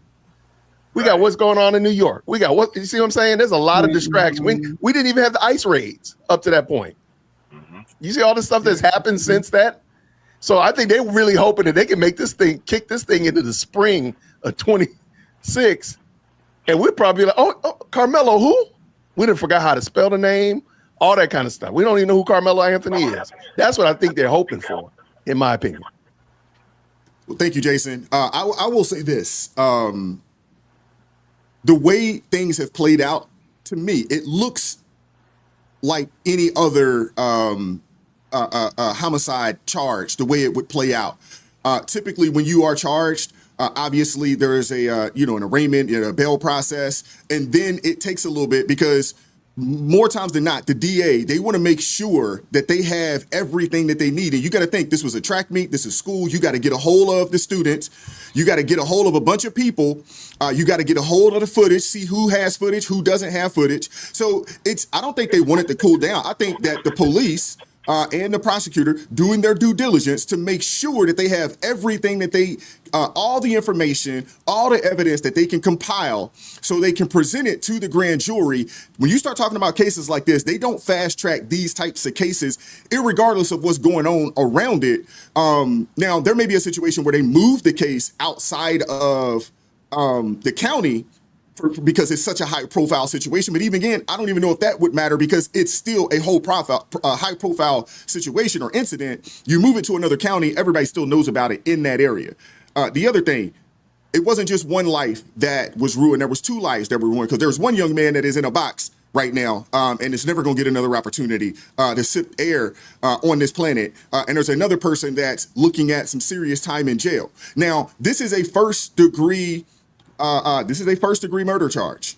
And they don't normally fast track those. These are, they slow play those because they want to make sure that they get all the necessary information, all the data, all the evidence so they can compile it accordingly. So this is pretty much right in line with how they would go about doing this unless there is a plea. Now, my guess is, this is my guess, because they charged him with the first degree, now Carmelo Anthony's lawyer understands what he's been charged with. They also understand that self-defense claim, it's thrown out the window. You don't have a chance there based off of the evidence that has been acquired. I would assume that this never goes to trial, that this is going to be a plea. He is going to plea out to a second degree, or he's going to plea out to some lesser charge, and he's probably going to get 25 to 30 years. That's my guess. Y'all hear me? I'm saying it on record today that my guess is that this isn't going to go to trial. He is going to plea out, and if he goes to court, when he goes to sentencing and apologize, show some contrition, and basically put his life at the mercy of the judge, I think he's going to plead down. You take this to trial, he's going to get 100 years. You're not going to waste the court's money and think they're going to be lenient on you. They do not do this. I know someone that went through not this particular similar situation, but did go through a homicide case, and he thought that he could beat it, and they threw the book at his behind. Had he took the plea, he would be out of jail right now, and this is something that happened in the early 2000s. I'm just saying, and this is based off my own experience of people that I know that have gone through this. So I don't think this is going to go to trial. I think he is going to take a plea, and he's going to get 25 to 30 years. That's my guess. That is my guess. And one other thing, and Aaron, I'll let you get in there. And I know Crystal, and thank you for pulling up this morning, Crystal. I know Crystal wants to get in there as well. The other thing, I think all of you guys in here are parents. I believe so. Aaron, I'm not sure if you're a parent, but I know the other three that are in here are parents. If someone did that to my child, you think I'm not showing up to that daggone press conference? You think I'm not going to show up? You think I'm not going to be there? I am going to be there. I don't care what nobody's talking about. I don't care what anybody says. Let me jump in. If that happened to my kid, I'm going to the press conference. You can count on it. Let me just say this. I'm going to go to the press conference, and I'm going to tell the truth. I came to the press conference to raise hell. I came here in honor of my. I ain't gonna lie to you and say I'm coming to pray with you. And no, I'm not gonna lie to you. I prayed before I came in here and asked the Lord to forgive me for what I'm about to do. I'm coming in here to raise hell. Yes. So I'm not gonna lie. Yes. I feel like they were lying. Like, just tell the truth. I came in here to let you see my face. Yep. I came in here to raise hell. But I'm not gonna lie and say, "Oh no, I was coming here to pray." No, Deacon Whitaker went up to that thing and acted a fool. That's the headline. But I'm gonna let y'all know ahead of time. I'm not gonna lie to you and say, no. I was coming in no. I'm calling cap. That was not true. And I'm sorry. In my opinion, that was not true. Now he might be a better Christian than me. I like to fashion myself that I'm in Christ. I might need some prayer after I get out of jail, because I'm going in there acting a fool. Okay. Yeah. Now, I don't know if I'm going to go and act a fool, but I do agree with you. He probably shouldn't have lied. I don't want to say lie, allegedly. Or maybe we just assumed that he lied by saying I went in there to pray. No, I come in here to let it be known that I'm here and I ain't going nowhere. And when this thing go to trial, if you decide to do that, we going to be there too. I'm just letting it be known we ain't going nowhere. And that's just me. You know, if this happened to my child. And before you go, Crystal, Aaron wanted to refute. Don't be too long, brother. I want to give Crystal an opportunity to speak. No. Real quick. Reason why I wanted to interject is that they in most states you have what they call a 180. You got 180 days for indictment for the grand the people indict you. You have 180 days. So it's like you said, it's right on point. Now with a plea, I can't see if I'm going to make a plea, I'm not going to plead for no 20, 25 years. Because if you're going to give me 20, 25 years, well, he's still young, so he could probably do 20, 25 and come home and still have a lot of life left. But a person like myself, you offering me 25 years on a plea, you might as well give it to me all. I'm going to trial with it. So a plea would have to be under 20 years for me to plea out. You understand? Because I always got a shot at an appeal if I'm convicted. That's the shake of the dice that you take. So, you know, I remember one time I was facing a case that I really didn't have nothing to do with, but I was indicted on it was a murder case. It was a murder and an attempt murder. Unbeknownst to me, I was already incarcerated when I got the indictment. And we beat the case on a hearing, an in-court identification hearing. We got the case dismissed because I unbeknownst to me, someone put me at the scene of this crime. I had nothing to do with it. Now, a person I knew actually did it, and he jumped in my cab. I was in the cab. He saw me at the light and jumped in the car with me. And eyewitnesses to this said that I was a part of the incident, but I wasn't. So I got the case thrown out. You understand? But nonetheless, I was indicted on the case. It was a homicide, an attempt homicide, and I got the case thrown out in a hearing. So that's all I wanted to inject in that. Understood. I want to say this. When you're looking at these, you look at cases like this, and you look at this particular situation. The reason why I said that he's facing 100 years. He is 17. If he gets 30 years, what is that? 27, 37, 47, he gets out. He gets a date. That's what I'm talking about. He gets potentially a realistic date to get out. Aaron, as someone, that has been behind the wall, there's a different mindset to those that got no date and those that actually got a date that they can look forward to. The mindset is different, in the way folks handle said time. And he may also not only get the 25, 30 years, but he'll probably, my guess is they won't give him that 25 or 30 years they'll give it to him with the opportunity for parole. So they may give him 30 with an opportunity of parole after 15, after 20, if he hits, certain boxes or whatever, good behavior wise, so forth and so on. That's my guess. But when you start talking about this man took a life, this isn't like an attempt. No, he took a life. And when you start talking about I claim self-defense, there's a couple of things that are going to go against him is because, like I said, he broke the law by even having a weapon if it was truly a knife. Now, this is the first I've ever heard about a cleat sharpening. This is the first I'm hearing that, cleat sharpening, just based off of all the reading, everything that I read said knife. The other thing, he admitted to the police that he did it. That's the other thing he admitted to the police that he did it. For people that are watching this, if you have young people, if you have children, you never talk to the police without your lawyer. I don't care what they ask you. You do not talk to them without your lawyer. Those are conversations I've had with my own children. I don't care what they say you did. You make sure, lawyer, we're not having a conversation without a lawyer at all, period. Lawyer. So he messed up when he admitted that he did it. The other thing, he ran. If it was truly self-defense, people that commit self-defense, they stay more times than not, and they plead their case to say, hey, now the other thing too, not only did he run, but he also didn't even attempt to show contrition, nor did he show he was trying to help, like, I didn't mean to do this. It wasn't like he punched the dude and the dude hit his head and he fell out.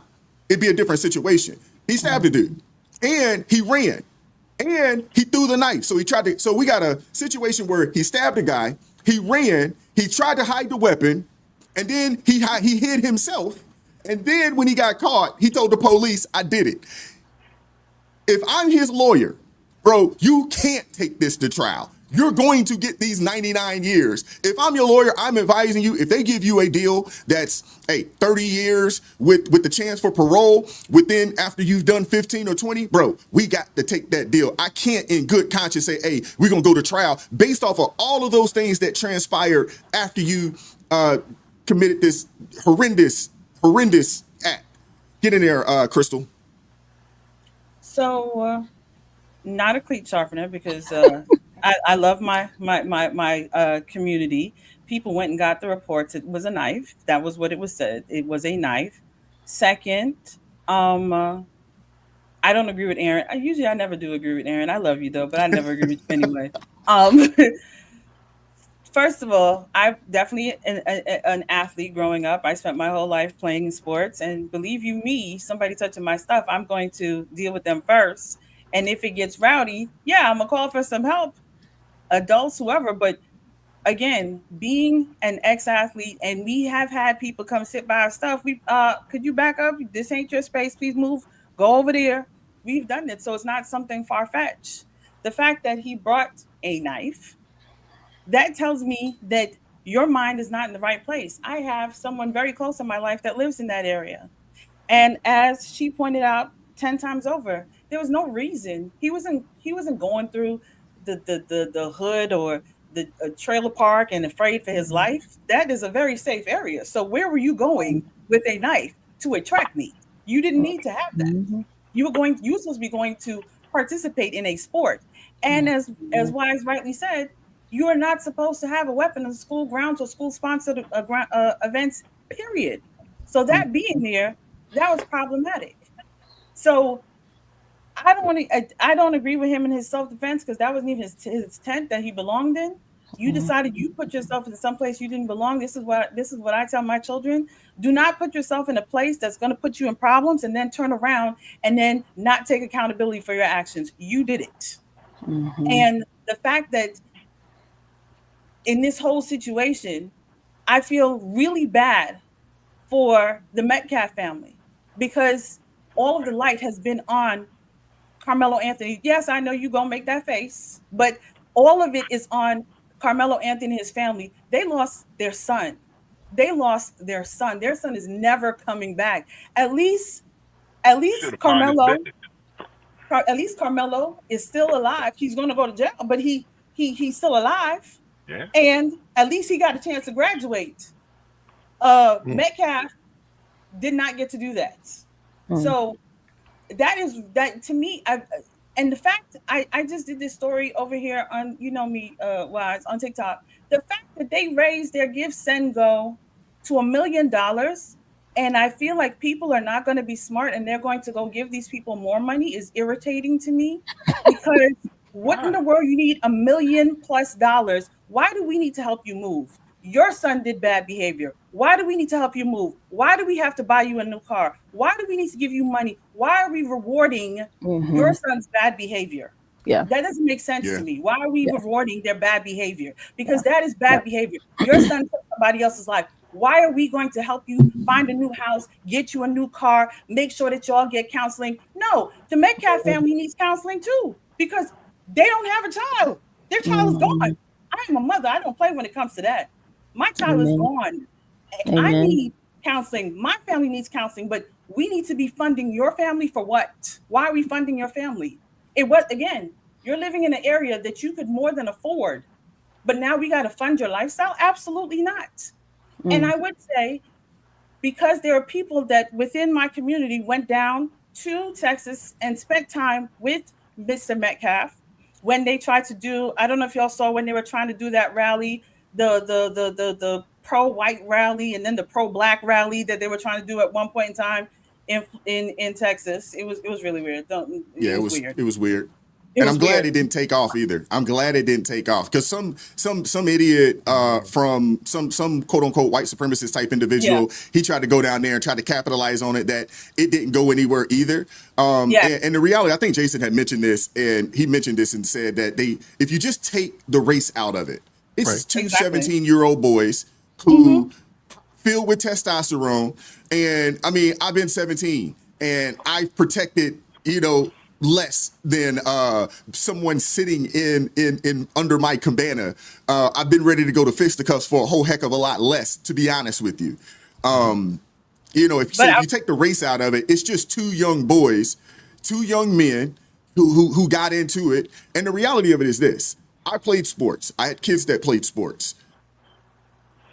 People are territorial on their sports teams, especially when it comes to their sidelines, when it comes to their benches, when it comes to these track meets, when it comes to, these coverings. The kids are territorial.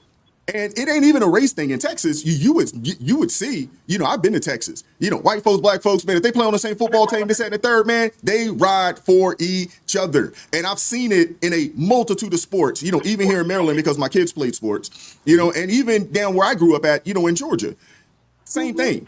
You know what I'm saying? It don't matter who you are. If we rocking the same jersey, we rocking the same colors because we go to the same school. Nah, you ain't coming over here with that. Nah, we not going to allow that. You know what I'm saying? And the reality of it is this: Carmelo Anthony made some poor choices. He knew he was under the wrong tent, raining or not. He knew he was. When he was asked to leave, he could have got up and walked away. You know what I'm saying? And if you felt like you were about to get jumped on by a multitude of people, that's even more of a reason to get up and walk away. You know what I'm saying? He made a poor choice. He made a poor decision. He's going to have to suffer the consequences from said poor choice, poor decision. That's you know what what I'm saying? Go ahead, Marjorie. Crystal can go. Go ahead. Go for it. If y'all remember, after Austin Metcalf lost his life, that man got up and said he forgave him because Christ calls you to forgive and love. He said that from the jump. Hit the mother of Austin had said she's not there yet. But he has been constantly talking about God said to forgive, and I'm going to forgive. And my prayers go out to him. When they tried to create all of that mess in Texas, he got on the phone and checked those people and said, no, we don't want that. We trust in God and we forgive them. So do I believe he went down there and he really went to pray? He wanted to be there to represent his son in prayer. I do believe that because this man has been his narrative has not changed. He has forgiven. He said, I forgive them. I forgive him and that family. And I know it's weird to you, Aaron, but there are actually Christian people that look and say, you know what? It's not, vengeance is not mine. It's the Lord. So I forgive you. I'm going to give you that. I forgive you. I'm going to keep it moving. I have been in those places. A young girl caused my daughter to have a concussion. I forgave her. So yes, you can actually forgive people if you trust God. If you have that relationship with God, then you will be able to do that. So do I believe him? Absolutely. It may sound a little weird for some people, but again, there's levels to spirituality. There's a level to your walk with Christ. If you trust the Lord, then yeah, you will find a way to be able to forgive somebody. Now, if you don't know Christ, maybe you don't. Again, it seems weird to you, Aaron, but that's because you don't know God like we know God. When you know God the way we know God, then you find the room to be able to forgive people when you need to forgive people. And I love when people call me a tether. Oh, it's so interesting. But continue. I just want to point out, like Crystal said, that the parents, first of all, I think somebody said in the comments that money needs to go to the Metcalf family. It should be court ordered for that money to go to the Metcalf family. Portion of it, all of it, don't make a difference, whatever. And to me, it says a lot about the parents of the Anthony's parents, Carmelo Anthony's parents, receiving that money, accepting it, and not holding their own son accountable. Because I've told my son over and over again, he's 18 now. If you do something to put you in jail, don't expect us to get you out. Don't expect us to be sad, feeling bad because of decisions you made, especially because we know we trained him up in the Lord. He know the Lord. He know better. There's one thing when you got kids that don't know the Lord. If you as a parent know that you ain't got trained your kids up in the Lord and they don't have a personal relationship with the Lord, then you know you did something wrong. Okay, my kids might not have been perfect, but they knew the Lord. They knew they was raised up not in religion, but to discern the voice of God, speak it to them. So my children, even if they did some stupid stuff, my son done some stupid things. But when I asked him, there was, we hear stories about Black men having high suicide rates. And I asked him what, because he had it rough. He was, he had some court stuff going on, stealing stuff. I asked him what made him decide to not commit suicide with all he was going through. He said, God kept him. So not that kids are going to be perfect, but when they have a relationship with God personally for themselves, God can hold them accountable. God will hold them accountable. So when you see, I don't know about the Metcalf family necessarily, but if the accusations are true that they were indeed bullies, that says a lot about them too. So both parents, in my opinion, I could be wrong, but both parents should feel accountable for them not training their children up to hear the voice of God, to discern right from wrong within themselves, holding themselves accountable. Because I don't even like when my kids talk crazy to each other. Never mind going out in the street, being disrespectful, bullies and such. You know what I mean? So I think both sides should be held accountable for how their children were raised. I think it says a lot for me as a parent. I would agree. I understand that.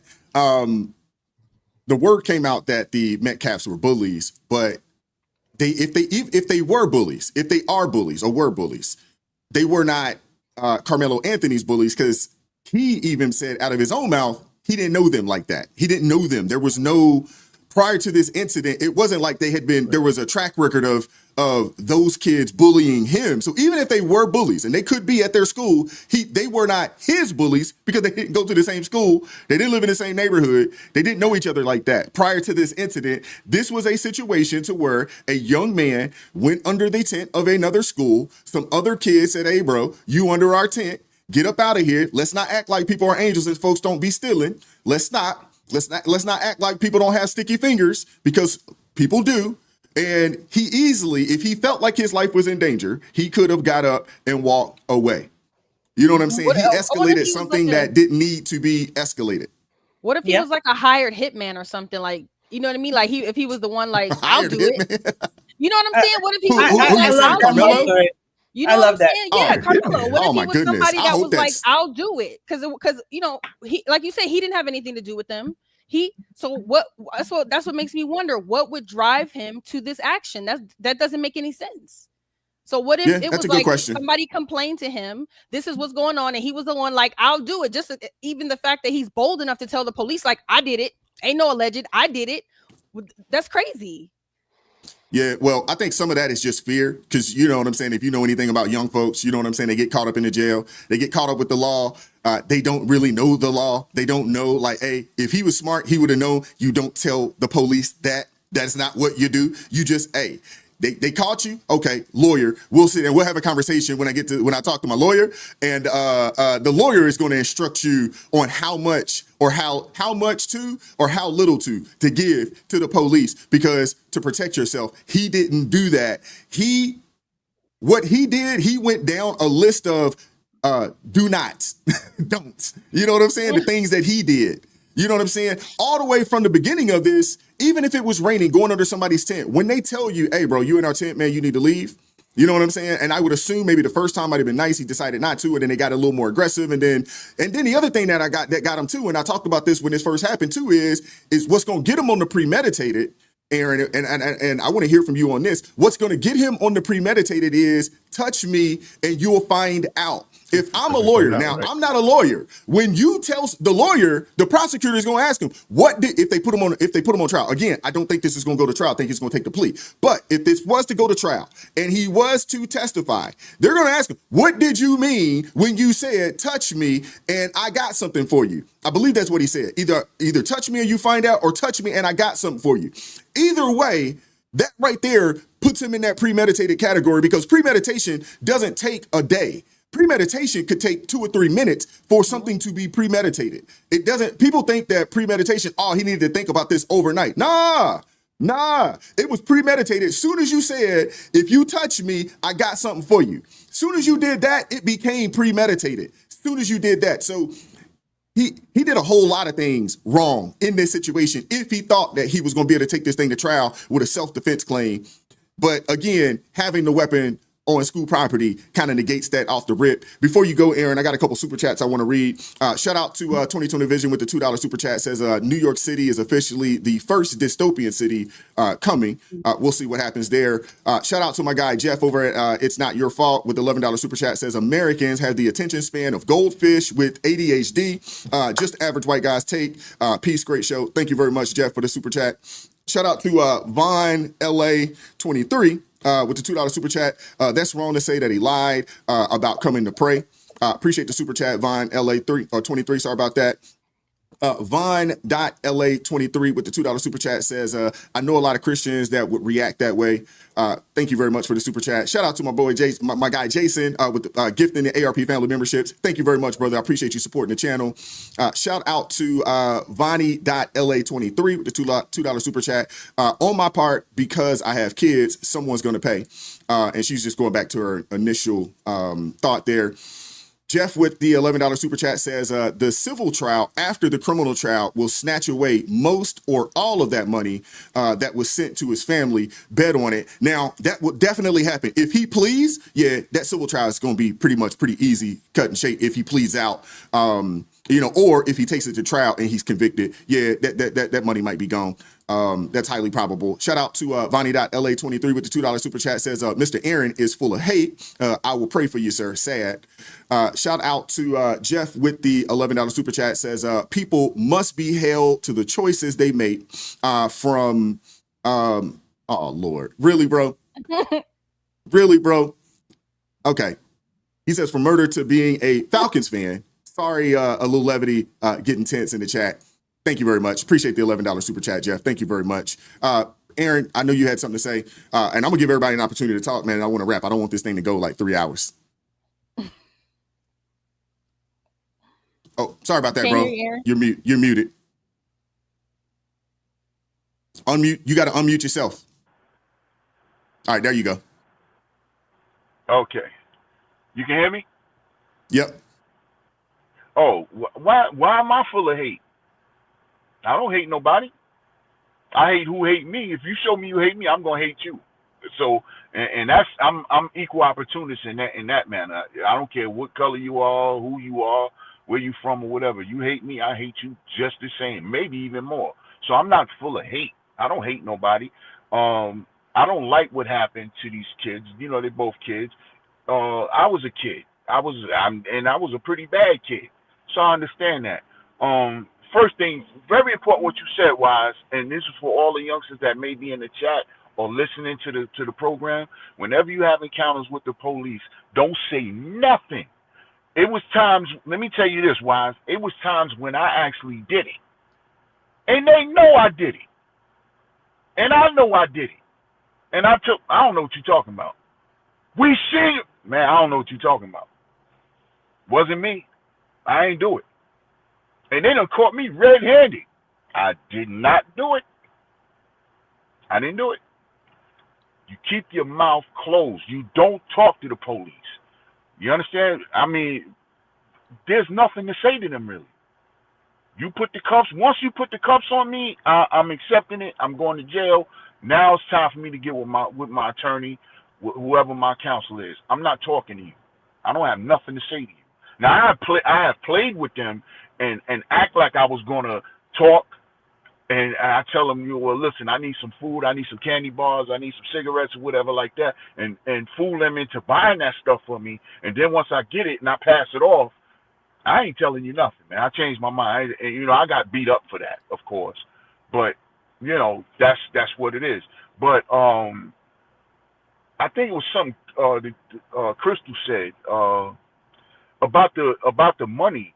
That money. Now, did anybody say anything when that woman, Shallow, what's her name, Henderson woman up there? She called the little autistic boy on the N-word and raised like 700,000. Nobody said. I think a lot of people spoke against. I think a good amount of people spoke against that. Yes, we did. Yes. If you follow me, you know I spoke out against that because that was unacceptable as well. That's bad behavior being funded.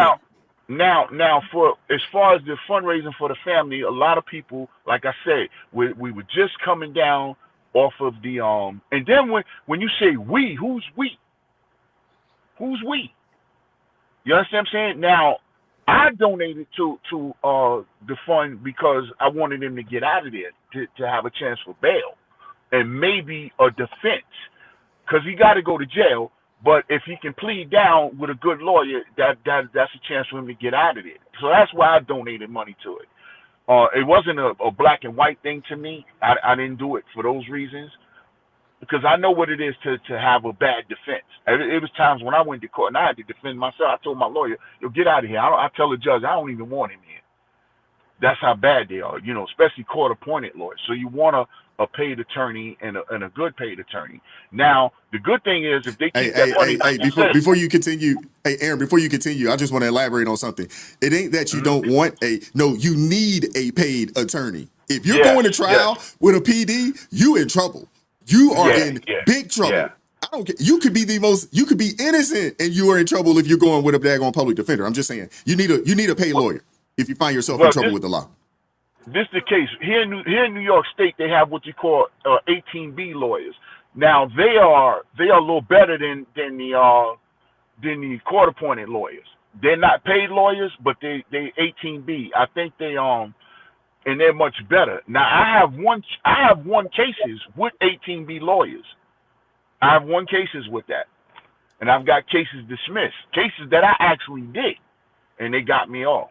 So I don't know if they have that in that state or not, but I know here in New York State they have 18B lawyers. But to your point, Wise, about the money, when it comes to the civil part, that's good that the Anthony family kept that money, because if he pleads out, they're going to be hit with a civil filing, and that money would help them be able to have some compensatory for compensatory damage or whatever like that. That money may help them with that. So, But nah, I'm not full of hate. I don't hate nobody. So those in the chat, I don't hate nobody. I don't. I really don't. If you show me you got hate for me, then I'm going to match your energy. I'm going to match it. I might even outdo you because I can be very hateful. But for me to just hate someone, nah, not at all. But I got a y'all, question I got for you. go ahead. I got a question. I got a question from Vine LA23. She says, "Would you give money for someone that killed your child?" Do I need to entertain that with an answer? No, don't. I just wanted to put that If it out was there. if it was a black child that killed your child. No. What if it was a Now black I'll child? say this: when it comes to the money, I personally don't care that people donated money because I feel like it's your money. Donate it to whatever cause you want to donate it to. Now, I didn't donate any money. I'm not because I wasn't convicted to do so because I was like, man, this is wrong. You know what I'm saying? He had every opportunity based off of what we heard. He had every opportunity to walk out of said situation. I don't fault and I don't blame or I don't feel any way about those that decided to, donate money to young Carmelo's cause. I mean, dude got a $250,000 bond, on a first degree homicide charge, which is really, really low for the type of charge. So, there was the judge that he has right now. I don't know if that particular judge is still going to, maintain or be a part of this case. I don't really know, but he got a very favorable bond at $250,000 for what he did. Very favorable. More times than not, when you have this type of charge, that bond is at minimum $1 million. You got to come up with 100 racks at minimum. More times than not, the fact that he got a $250,000 bond and he was able to go home. The other thing that I have concern with is also the fact that the family brought this Dominic Alexander character. I think he's done more harm than help. I think he's done way more harm to their situation than help. And what would have been, in my opinion, what would have been a really good moment, instead of kicking Metcalf's father out of there, it could have been a really good opportunity for young Carmelo to show some contrition, for his family to also show some empathy towards the Metcalf family. And it would have been a really, really good sign, not only for the optics of the people on the outside looking in, but also to the judge and to the people that are in that community that's going to play a role in that to say, hey, man, our families are going to be connected forever. You know what I'm saying? Our families are going to be connected forever. If the Metcalf, if Mr. Metcalf was really there to pray, if he was really there to show that and to say, hey, man, I'm just here to let it be known that, hey, I forgive you. And if we can some kind of way come to some form of not necessarily agreement, but just to come together and say that, hey, man, this is an unfortunate situation. And the way Dominic Alexander handled it, it was he handled it in a terrible manner, bro. Yes, he did. Yes, he did. First of all, if you felt that way, Mr. Metcalf felt that way, then here's how you do that. You get the lawyers, your attorney, get in touch with their attorney. Listen, I want to meet with the family privately. Not at no news conference. I want to meet with them privately. I want to meet with the young man privately, and let's set that up. Don't do it for the cameras. If you really sincere about that, don't do it for the cameras. Y'all do that in private. Listen, we're going to be, like you said, we're going to be connected from here on out. I forgive the young man for what he done. We need some healing together. I want us to heal together. Y'all do that in private. Don't come in the press conference because what you come, like the brother said, what you coming here for? Get out of here. You should have prayed with your son, and maybe he'd still be alive. Don't come here to pray with me. Let me say this. As far as me feeling a way about somebody killing my child or doing something to me, let me tell you something. My mother, loved me. You understand? And I couldn't do no wrong for her. And there was times when deep down she knew I was guilty of what I was being accused of, and she would still make my father come get me out of there. I remember one time I stole my father's car. He got a little tipsy and went to sleep, and I went in his pocket and got the keys, and me and my man went joyriding. And the police jumped on us, man. I ended up running into a store into some stores. Man, thing was all over the 6 o'clock news, man. And my mother still made my father come get me out of there. When the police called my father, he told the police, lock him up, don't call me, I don't want nothing to do with him. And my mother still made him come get me, to the point so she got tired of me, and then she said, I'm not sticking up for you no more. Now my father told my mother, my father had 10 brothers, and he told my mother, he said, listen, I know my bloodline, right? I know my bloodline. When that boy go out here and do something, I don't want to hear nothing. Because, you know, he said, them Negroes in my family, you got to kill them to make them do right. He told my mother this. So, because she used to complain how hard he was on me and all that stuff like that. And he told my mother, if you don't want me on this boy like that, when he get in trouble or do something, I don't want to hear nothing. So, as a mother, you're gonna defend your child even when they're wrong. That's just a instinct. I don't care how. I'm not refuting that. Hold on. I don't think anybody's refuting that. Hold on. I don't care how religious or how in the Lord you are. You can say that until it happens. I've already had to. I'm not refuting that. It got to a point. It got to a point where my mother realized. She said, you know, when I kept going to jail, it kept getting locked up, and kept getting locked. And she realized you ain't gonna change. And she said that's when she stopped, and she said, don't call me no more. And it hurt me. And then what she told me was, it was funny because she said to me, she said, you need to find you something else to do because you're not a very good criminal because you always locked up. Go find you another career.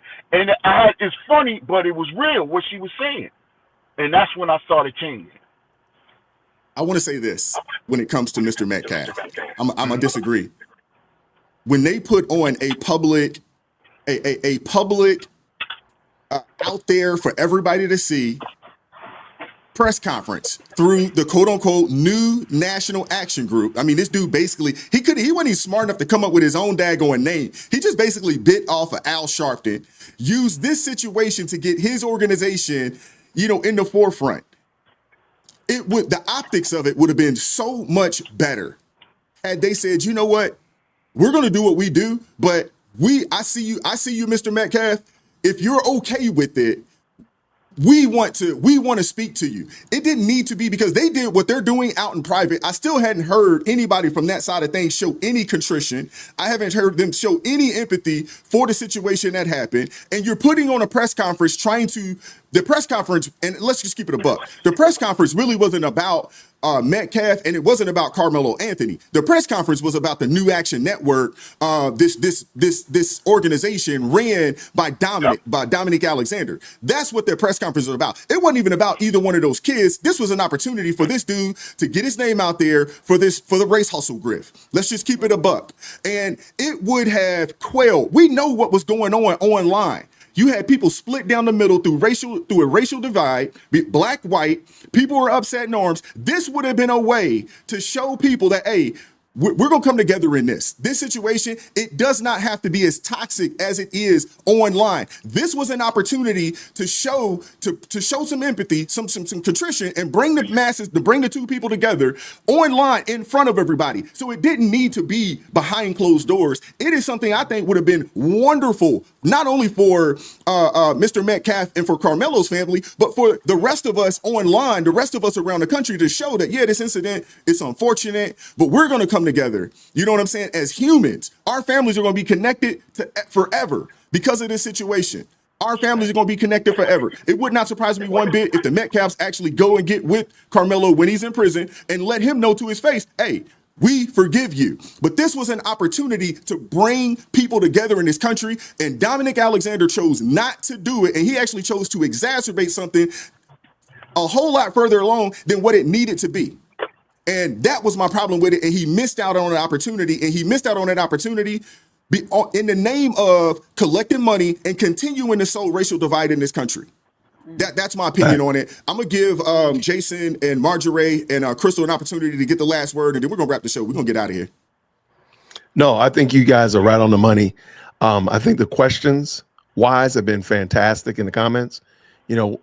But as I opened up earlier, I said, if we just remove race from the situation which, by the way, Dominique added that really pushed that into the narrative. If we just look at it just on paper, what happened, no race involved in it, I think we all would make clearer and more sound decisions. And I think that's what we're praying that the law does, looks at this, not racially or anything of that nature, but it's what's wrong. Back to the point, to the point that I said before, I was only saying at the press conference. I just got some questions about the dad at the press conference, but not saying he didn't forgive him, because I did a video about him forgiving Carmelo Anthony. I'm totally down with that. I totally believe that he's a Christian and he extended grace to him, all that kind of stuff. I'm just saying at the press conference, I got some questions. I just need to talk about it. But I'm not saying anything bad about the man's faith. I'm not saying the man's not a Christian. I saw some people in there. That's not what I'm saying. I was only saying I got some questions about the press conference. Now, I do think the press conference was bad look for the Anthony family, really bad look for them if you're honest about it. And to the point that you made, Wise, and I love how you said, I'll just tie a bow on it, that if they had worked together and said, hey man, our kids had a mix up and it's changed our lives forever, and we are going to be, proactive in the resolution and making sure that this doesn't continue, it doesn't turn into the Hatfields and the McCoys type of scenario, but rather we're going to do something that I think that would have been fantastic on both parent sides. So there's a lot of room for parents to do things to really demonstrate and show that we're bigger than just racial tags. We're bigger than just racial pin the tail on the racist type of scenarios. So, but we just hold out, and I think we're going to see some maturity, some growth. But I think they got to. The Anthony family needs to get rid of that Dominique guy, because he's uber problematic. But that's it. Go ahead, Marjorie. I just want to say, praying for Anthony, Carmelo Anthony, and the McCaff family. Just praying for them. Praying for them to have peace. Praying for the boy that he come to the Lord while he in jail and come and open up about what really happened. Like you said, show some empathy, show some contrition for what he did, and use his testimony to help other young boys. Because I'm sure that, his testimony will be a blessing to somebody once he get brave enough to tell what was really going on. And praying for the Metcalf family to heal and to, that they are able to forgive, because I don't know if I would be able to that quickly. That's pretty quick. So if they are able to, God bless them and continue to strengthen them, Lord. That's all I gotta say in Jesus' name. Amen. What I would say is to correct Aaron again. Love you, Aaron. I would not be, if my parents told me when I was a child, if I ever get arrested, please believe they're leaving me in there, because ain't nobody sent you that way. And that is the same thing I told my children. Go ahead and get yourself in trouble. I'm not coming to get you. I gave you the lessons, the foundations, and everything else that you need, and you chose to do something outside of that. That's your business. You're gonna figure that out yourself. And I was very adamant, even when things happened in school where my child got in trouble. I made sure, no, you're taking accountability because you did it. I'm not going to defend you for your bad behavior. I believe in accountability. So I'm not defending. I also agree with Wise, because I actually wrote that down here, because what they failed to realize is there was so much racial tension. And from the very beginning, Mr. Metcalf said, do not let this be about race. He said, I forgive him. Do not make this about race. Mr. Metcalf, Austin's father, said, do not make this about race. And he was seeing that the world was making it about race. So he showed up at that press conference so it would not be about race. And instead, that hustler, Dominique over there, because that's how he wanted to make his coins, decided he was going to amp it up and make it 100% about race instead of what is right and what is wrong. And that is exactly what he stands for. So I agree 100%. He's problematic. They had a perfect opportunity to show empathy, to stand together, and to show the world we both are losing our sons in this situation, and we're going to be there to support one another. But to sit down there and to make this a racial situation and then question the father's motive, again, He's been trying the entire time. The one thing I give Mr. Metcalf, and I applaud him, the entire time Mr. Metcalf has been trying his best to keep race out of this and just make this about right versus wrong. That's all he's been trying to do this entire time. And so I feel like we need to be able to get to that point. And honestly, I wish, because the one thing I saw on X, which irritated me, and you got to see the racism in a lot of Black people, and I know Black people in the comments going to be real upset that I said Black people are racist, but Black people are very racist. Tell it. They sat there. These people lost their life, their son. And it was a joy to say that a Black boy took a white boy's life. Have mercy. Despicable. Aaron, I love you, but it is heartless for you to sit down there and say he should have prayed with his son. His son might have been. You don't know if he did or he did not pray for his son. Yeah, you should have. Don't come pray with me. Pray with your son. That is heartless for you to say, because that man lost his son.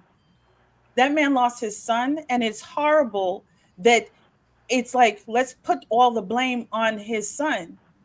Again, to me, premeditated was when you decided you were going to leave that house with that knife and show up at this track. The bottom line, Crystal, is you mind your business. You mind if you play bad, if you play bad and you tough and all that, you got to take what come with it.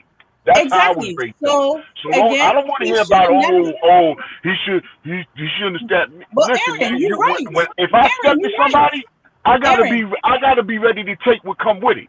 You're right, Aaron. So then he gets 100 years. He should get everything that's coming to him. No one should be defending his bad behavior because he wanted to play big and bad. He wanted to play like, you know what? Did he approach that kid or that kid approached him? Did he approach that kid or that kid approached him? Carmelo. Because he was just sitting there. He wasn't bothering nobody. Carmelo. Let her finish, bro. Carmelo approached him by going under that tent. And since Carmelo approached him by being under that tent, number one, then they jumped up and they fought with fists, quote unquote, according to you.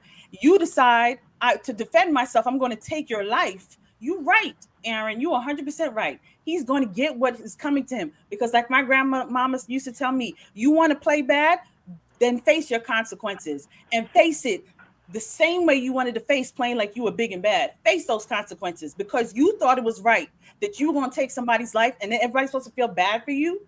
Everybody's supposed to say, oh, he's just a child. It was an accident. And no, he decided he was going to take somebody's life. He thought he was big and bad. He thought he was a gangster. That's what he thought he was. Okay, cool. Now go face the time in the penitentiary with those cold-hearted people. You're projecting. Who's projecting? You're projecting. He wasn't no gangster. He wasn't playing gangster. Now he played gangster when he decided. No, we didn't. You're projecting. And he decided he would take somebody's life. Projecting. And that is what happens. So at the end of the day, he is getting. You want to take up for that white kid? He has to face his consequences. That's what he has to. That's how it is in life. You decided you're going to jump in and do that, then hey, you got to go to jail. You got to do the time. And no one should be, again, rewarding his bad behavior. I'm not going to blame the parents. Why? As I always say this, I always say I'm not going to blame the parents because parents can do everything under the sun the right way for their children. Children will decide what they want to do. As a mother, I know that. As a child, I was that. I went my way, even though my parents did everything under in the sun to make sure I did stuff right. So on both sides, both the Metcalf and the Anthony family, I can see that you might have instilled such great principles and your children decided that they thought they were too cool. They wanted to do what they wanted to do and it got them in trouble. I agree with Marjorie. I pray for both families. I pray for full healing on both ends. Amen. Because that's a lot. That's a lot for a mother to bury her child, and that's a lot for a mother to say goodbye to her child because she's going to be locked up. All the dreams and the goals and the aspirations that you have for those children, on both parents, the mother and the fathers, they're not going to be seen because these children's lives are ruined. So that is how I see it, and I land my plane. Amen. I appreciate that.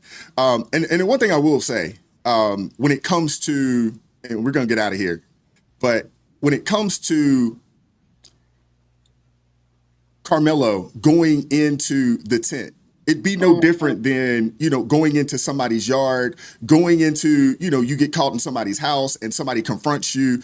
He decided to go into the tent, under the tent of a school that he did not belong to. It'd be no different than if he decided to go to the sideline of, it'd be no different.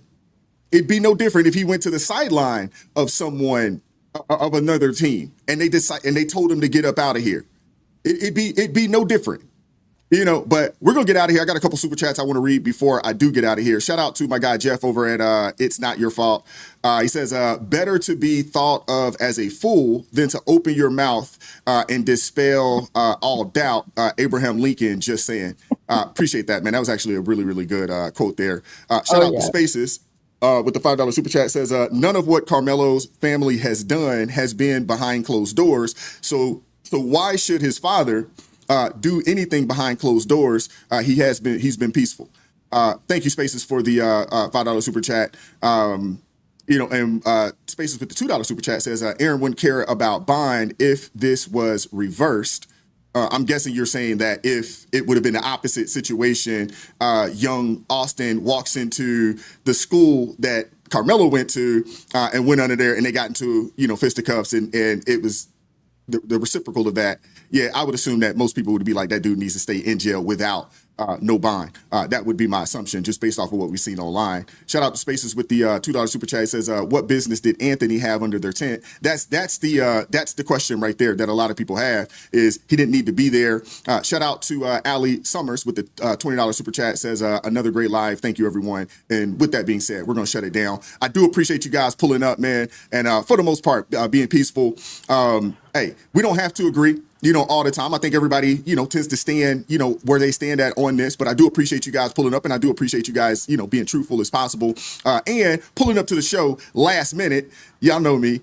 I do appreciate you. Thank you very much, Jason. Thank you very much, Marjorie. Thank you very much, Crystal and Aaron. Hey, I'm transparent. It's okay. Yeah, I was running a little behind this morning, trying to figure out what I want to talk about. So I didn't even really, last night I kind of knew I was going to talk about this Carmelo situation. And then when I woke up this morning, kind of like Aaron, I woke up this morning and I read what happened with the New York primary. I was like, okay, we just talked about that yesterday, but we got to talk about the results. So I was trying to figure that out. I wanted to get Minister Danzel on because I know he lives up in New York as well. I wanted to get his thoughts on that, but unfortunately, he wasn't able to get on. He's actually doing the Lord's work right now.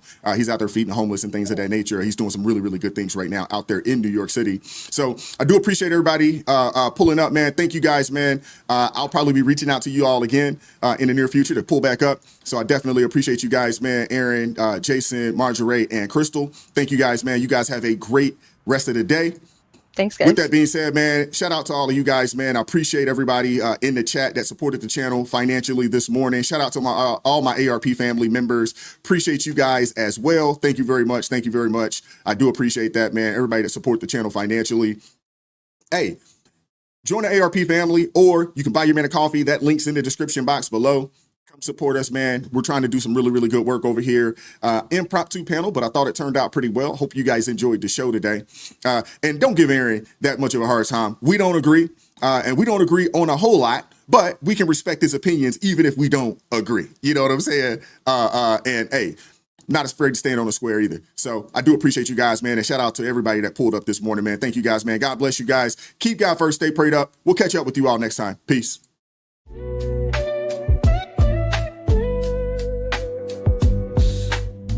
Vibes so raw, can't hide the truth. Words so sharp.